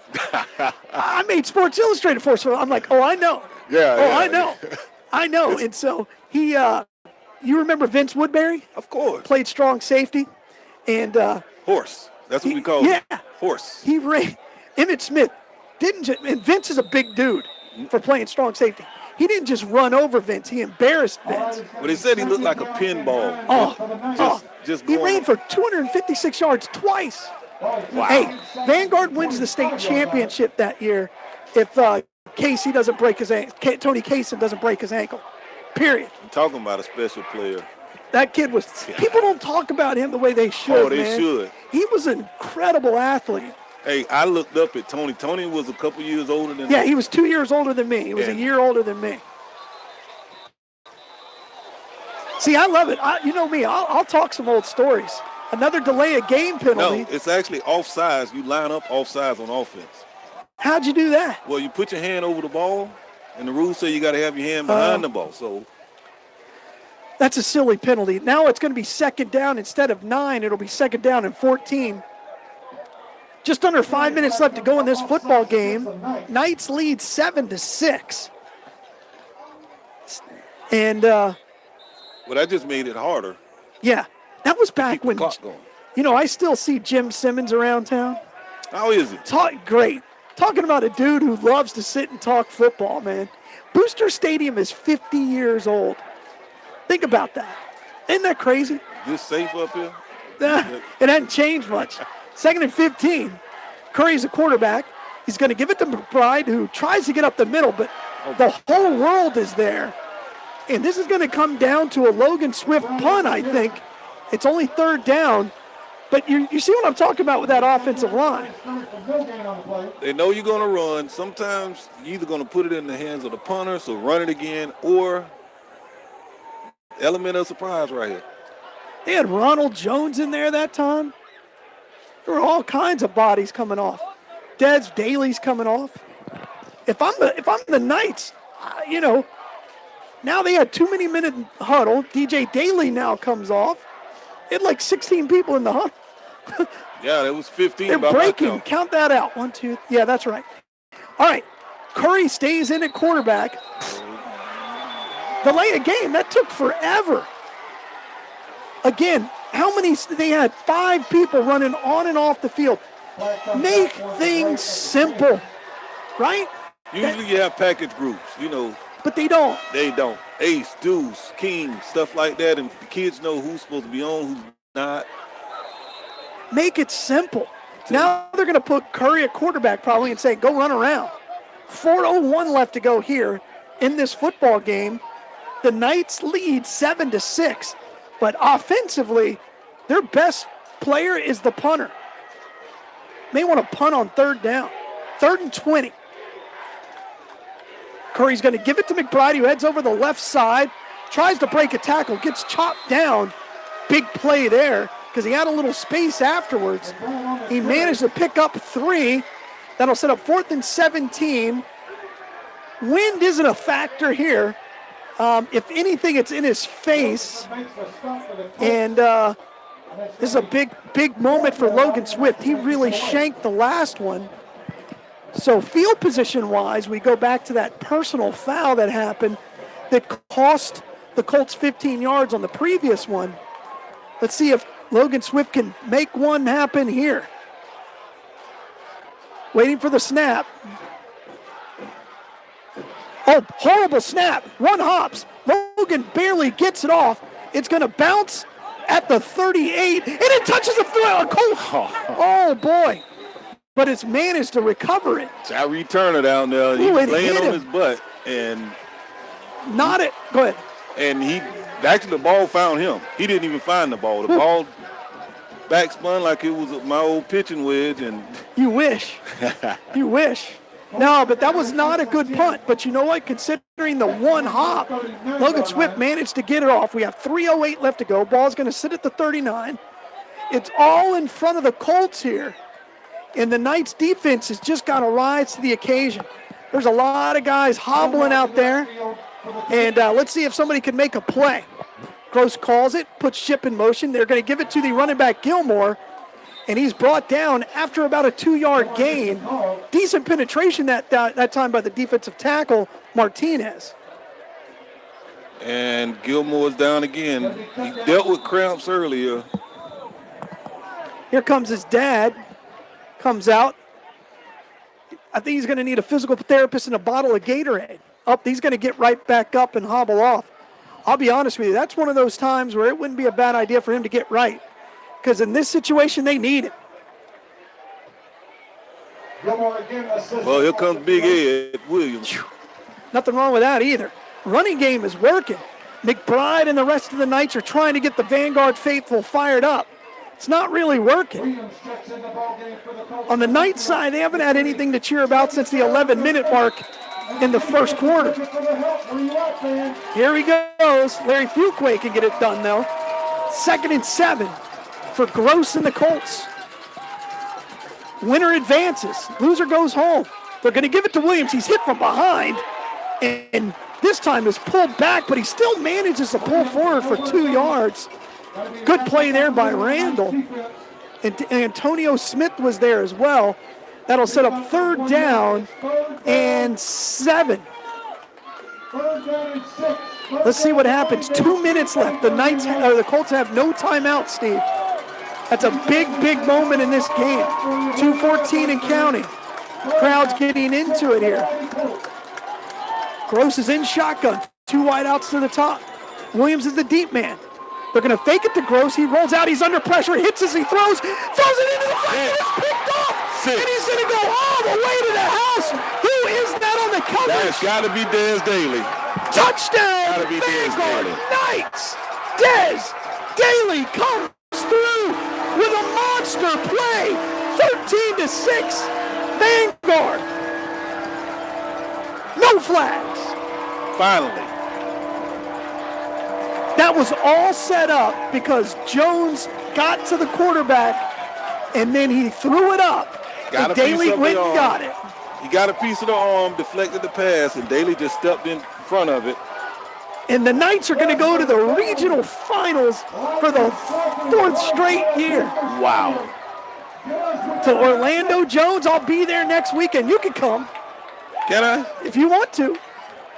We'll ride down together. It's fun. Well, I'll be at the Classic anyway. Oh, I'm Florida sorry. Classic, so. Yeah, oh, I'm sorry. I'm sorry. Either Big way, time. I was going. Big time. Oh, that's on next Saturday, isn't it? Oh, yeah.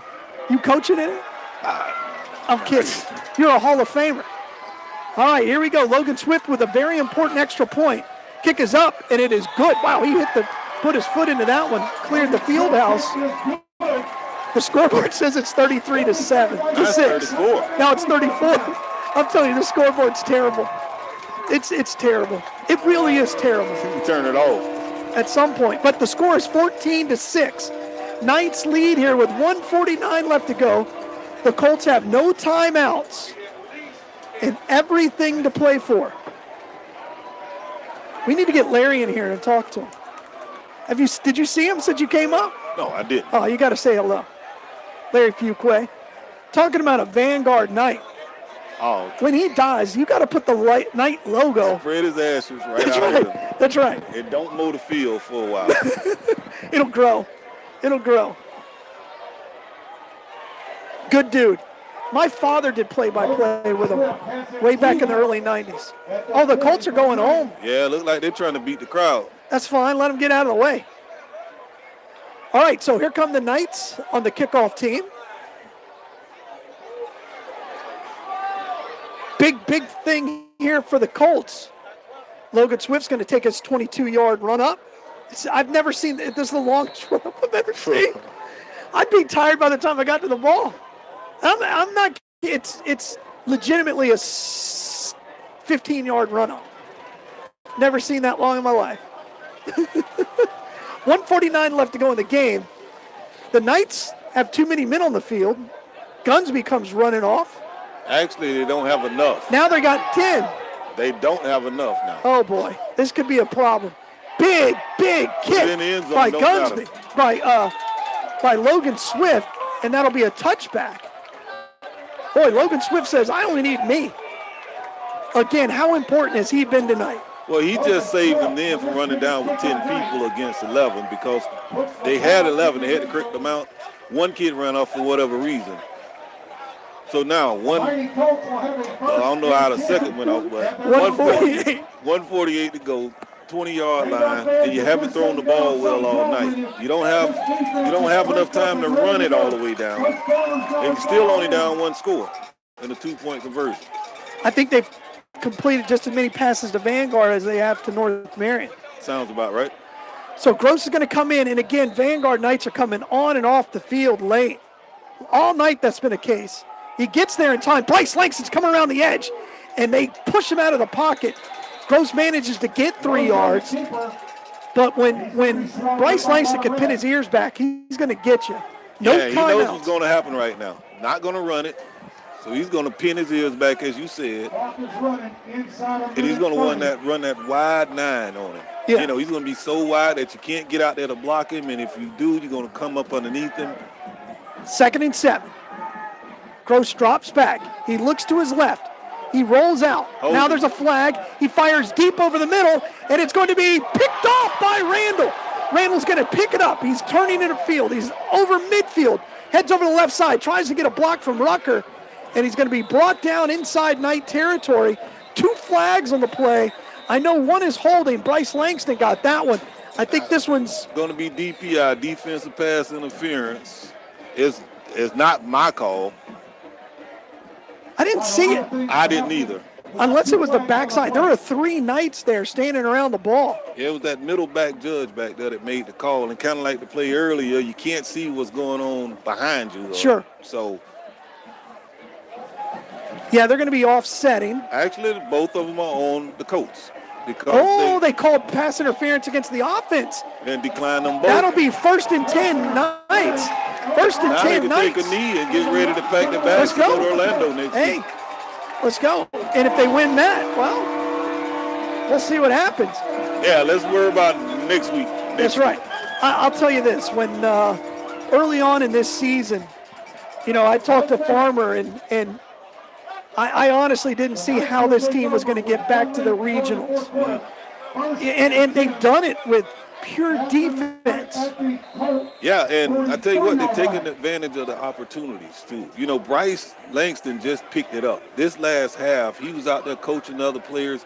You see him out there getting sacks. And Ronald Jones, we talked about him earlier with the deflection on the interception for Daly to go for 6. Now they got Bryce at tight end here, 1st and 10. They're in shotgun. Don't know why you do that. Just fall down. They can't stop the clock. But he's brought down. Oh, Tony Smith just pancaked that poor kid. He ran him. Is he old enough to play? 12 yards deep and got pancaked. I guess when Tony makes the NFL, he goes, yeah, look at this. Yeah. I mean, that's about it. 2nd down and 18. Tevin Williams lost 8 on the play. Clock's going to wind down. And what a hard-fought football game. If you would have told me the Knights win 14-6 and the offense doesn't score. And they just called a 4th timeout. I really didn't think they had any more.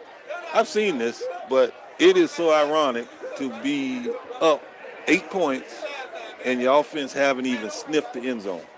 They haven't even, I think their longest drive was the first possession where they got to the 35. Correct. And since then, it's taken 2 pick-6 interceptions to make the difference in the game. And they held North Marion to 2 field goals. So the defense. And how many times was North Marion in there? Oh, they were down there all night. I think they were down there 5 times and got 6 points. The defense, smoke and mirrors and plastic and a little duct tape. And what you should have. 28 seconds. 28 seconds left to go in the game. Well, we should have a kneel down because that's like timeout number 5 for North Marion. And I do want to say North Marion, the last 4 weeks have looked so good. And I know they got to be incredibly disappointed. And I feel for Quentin Gross, who's just a junior. He'll be back next year. He's got a bright future. He's a good kid. Tough night, though. Yeah, tough night for Quentin. And we didn't see a lot of Brendan Shipp either. They couldn't get him the ball. I mean, none of the wide receivers. Jaree Turner had 1 catch. The play down here in the left corner down here. But outside of that, you didn't see anything on the perimeters for North Marion. I think that was the big difference. Yeah, and you know, we talked before the game that you felt that Vanguard or that North Marion wanted to throw, and I said that the biggest strength on this team is their secondary. Mm-hmm. And when you look at a guy like Rucker, he had a massive game on the defense, coming up from that free safety position, making some big plays. He set the edge opposite of Bryce a lot of the times. When they decided to run away from Bryce Langston, there was Rucker when you wanted to bounce. They wanted to keep the ball in between the tackles, Vanguard did on defense. But when you decided to bounce, Jai Gilmore is not somebody you get an edge to. No. So you go low, you cut him down, and that's what Ruck did time and time again. Well, and these two teams are shaking hands at the 50. They tomorrow they'll be friends again. Yeah. You know, there's a lot of respect. Snapchat and, you know. Oh, there'll be a lot of trash talking. Yeah. But ain't nothing wrong with that. Ain't nothing you can say if you already got beat. That's right. Scoreboard. And the scoreboard here says 35-6. And what's so ironic, these kids earlier this year were out there on the 7-on-7 circuit together. Yep. Coming out here battling tonight. In about 3 months, they'll be back on the 7-on-7 circuit, some of them. Playing for the 352 All-Stars. Oh, yeah, got to do it. Man. Nationally ranked. Whew. Well, what a game. Well, we're going to step aside, and when we do, then we're going to come back and kind of recap this game and talk a little bit more, probably share some more stories.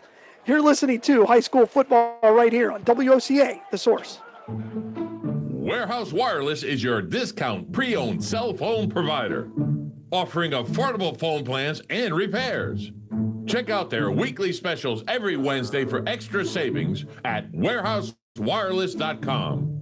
Also, while supplies last, get a free phone mount holder for your car when you mention this ad. Visit soon. Warehouse Wireless, 626 South Pine Avenue. warehousewireless.com. Whether you're just starting out in your career or ready to make a change, being a commercial pilot is within your reach. The FAA has predicted that in the next few years, the number of planes in the sky will double, and that means a lot more jobs in aviation. Ocala Aviation has teamed up with an accredited university, enabling you to get a college degree in aviation while training to be a commercial pilot. And with options like financial aid, grants, and scholarships, it's never been a better time to get your new career in aviation started today. For more information, call me at Ocala Aviation, 352-861-7484. This game is brought to you in part by locally owned and operated Wise Guys Pizzeria in Pearl Britton Plaza, next to Publix. They offer an amazing array of food from pizza, jumbo wings, burgers, homemade soups, salads, and generous pasta dinners. Open Tuesday through Friday from 11 a.m. to 9 p.m. Check out our menu at www.wiseguysocala.com or call 352-789-6569. Dine in or carry out. For delicious food, the Wise go to Wise Guys Pizzeria. WOCA. Welcome back to Booster Stadium on a great night for football. This was a fantastic football game. I'm Galen Unold, joined with Steve Rim, and the Knights are celebrating. I see backflips, and I see a lot of laughter and a lot of joy. And I tell you what, when you battle for the last 2.5 hours against your in-county rival, and it's great to go home with the victory, but save some of that energy for next week because you're going to need it. Yeah, they go down to Orlando Jones. We haven't gotten an update on that score, but I think they're playing Nature Coast, who's not in that ballpark. They're just not. Tonight, the Knights won. At the end of the game, who cares, right? You won 14-6. They won on 2 pick sixes. One by DJ Daly late and one really, really early by Michael Randall. That's the football game right there. Third play of the game set the tone for the defense, and they took the 7 points. Waited, and they fought, got to the end of the game. They took the other 7 points, and that's what was needed tonight to defeat North Marion.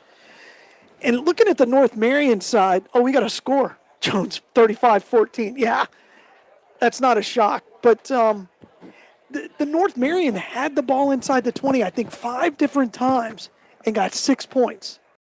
They moved the ball, I wouldn't say at ease, but they moved it almost at will points until they got into the red zone. And then sometimes they just start shooting themselves in the foot and going backwards. You're never going to score going backwards. But I think the Vanguard defense really put their foot down at that point because you started seeing a lot more game shrunk tackling. The field, allowed the safeties to come up, and they played man coverage.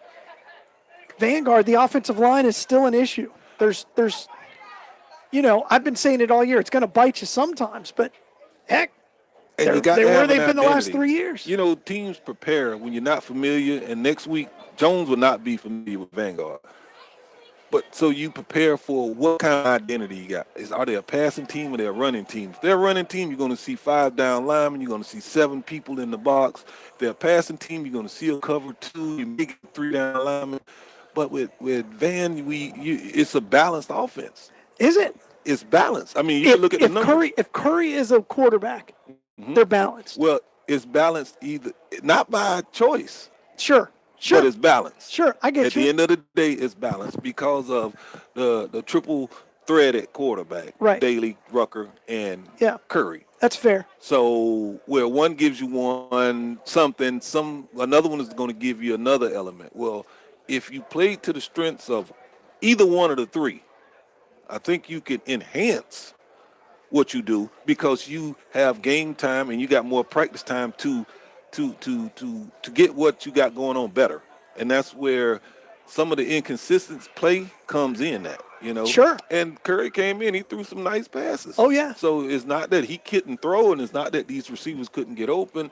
Game plan changes. So, okay, Curry, you get in there, but now let's run the ball. Yeah, I don't know if Vanguard had a 3rd down stop. You know what I mean? I think they forced them to 4th down, so I guess that's a 3rd down stop. But North Marion went for it a lot because they were controlling that line of scrimmage, and that's going to be an issue all season for this Vanguard team. And it just, again, I go back to this defense. Coach Farmer said this is a special group, and they're young.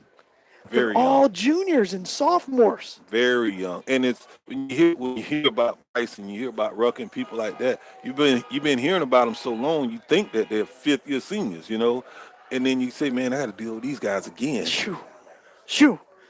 On the North Marion side, they have nothing to be ashamed of. They came in here, played one hell of a football game, beat Dunellen last week, beat Columbia the week before. They just ran into a team and didn't execute in the end zone, in the red zone.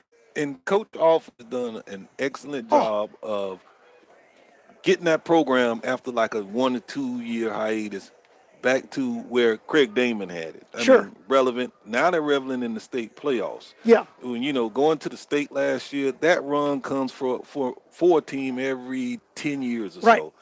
Now, here they are still second round this year, and they were not picked to do a lot because they're in the district with Dunellen and Vanguard. So, and they're playing with the big boys. That was the they word moved up. Yeah, so. But to get back to this spot, I mean, I know Coach O, he's not going to sleep with it. And that's not a reason. That's not an excuse. But it is what it is. And they have a young team, too. You've got Jai, who's a junior. You've got Ship, who's a junior. You've got Jairi Turner's basically the only guy they're going to lose. Well, Ed Williams is a senior. You're going to lose Jai? You're actually going to lose Jai. No, I thought he was a junior. Senior. Oh, I thought he was okay. Jai Buck. Jairi. And Jairi. Yeah. All right. Nate Ion. Yeah, that's right. Nate is another one. Jaden Nichols, I think. Jaden is another one. And I can call them like that because they're all 3.52 stars. So I know who I have coming to me in the springtime. Yeah. Well, tomorrow, Coach, good luck. Thank you. Good luck. You going to get rings? I told you I don't know what in this. No. When you win the championship. I don't know. I tell you what. What? Be there tomorrow. I got a surprise. Okay. I mean, I'll be there. I got a surprise. I'll be there. I got a surprise. They may charge me double. Huh? They may charge me double. They're gonna let you in? Yeah, we'll see. That's good. I mean, need to put on a hat or something.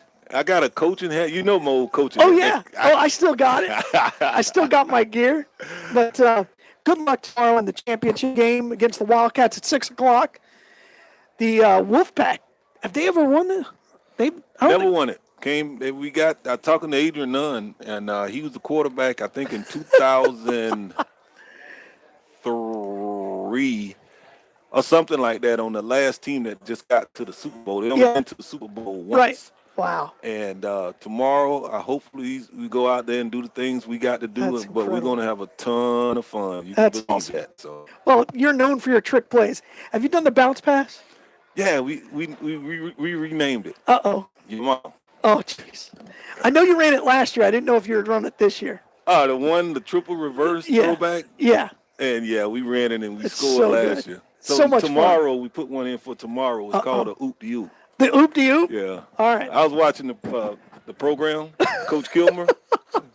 Kilmer's going to get his butt for that. Oh. Yeah. We running the hoop, and that's what we call it. See, with kids, that's what I learned. Oh, yeah. You don't have to say, all right, and we're going to run 24 with Z reverse. I just say Barney Rubble. And that's what they remember. Oh, this is the play where they're going to fake it. We had all rappers. Oh, yeah.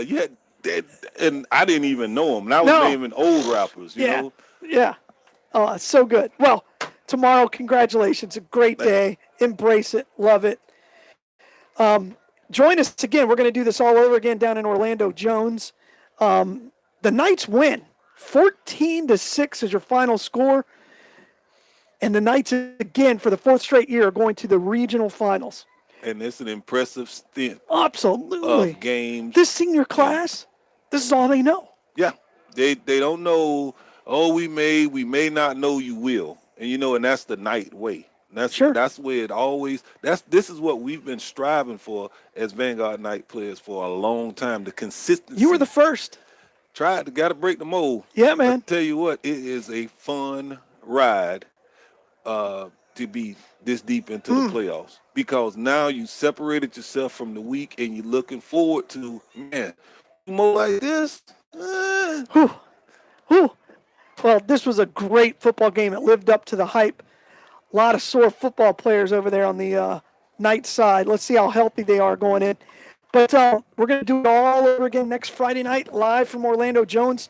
We'll go on the air at 7. Kickoff will be at 7:30. I want to thank Warehouse Wireless for their support. Dan, thank you for letting me sabotage your radio station one more time. Next week it'll cost us $100. Yes, This one cost us $50. Next week is $100. So hopefully we'll get some sponsorships. All right, you've been listening to high school football right here on WOCA. For Steve Rim, the Hall of Famer, I'm Galen Unold. Have a great night. Oh, I'm hitting the wrong button again. All right.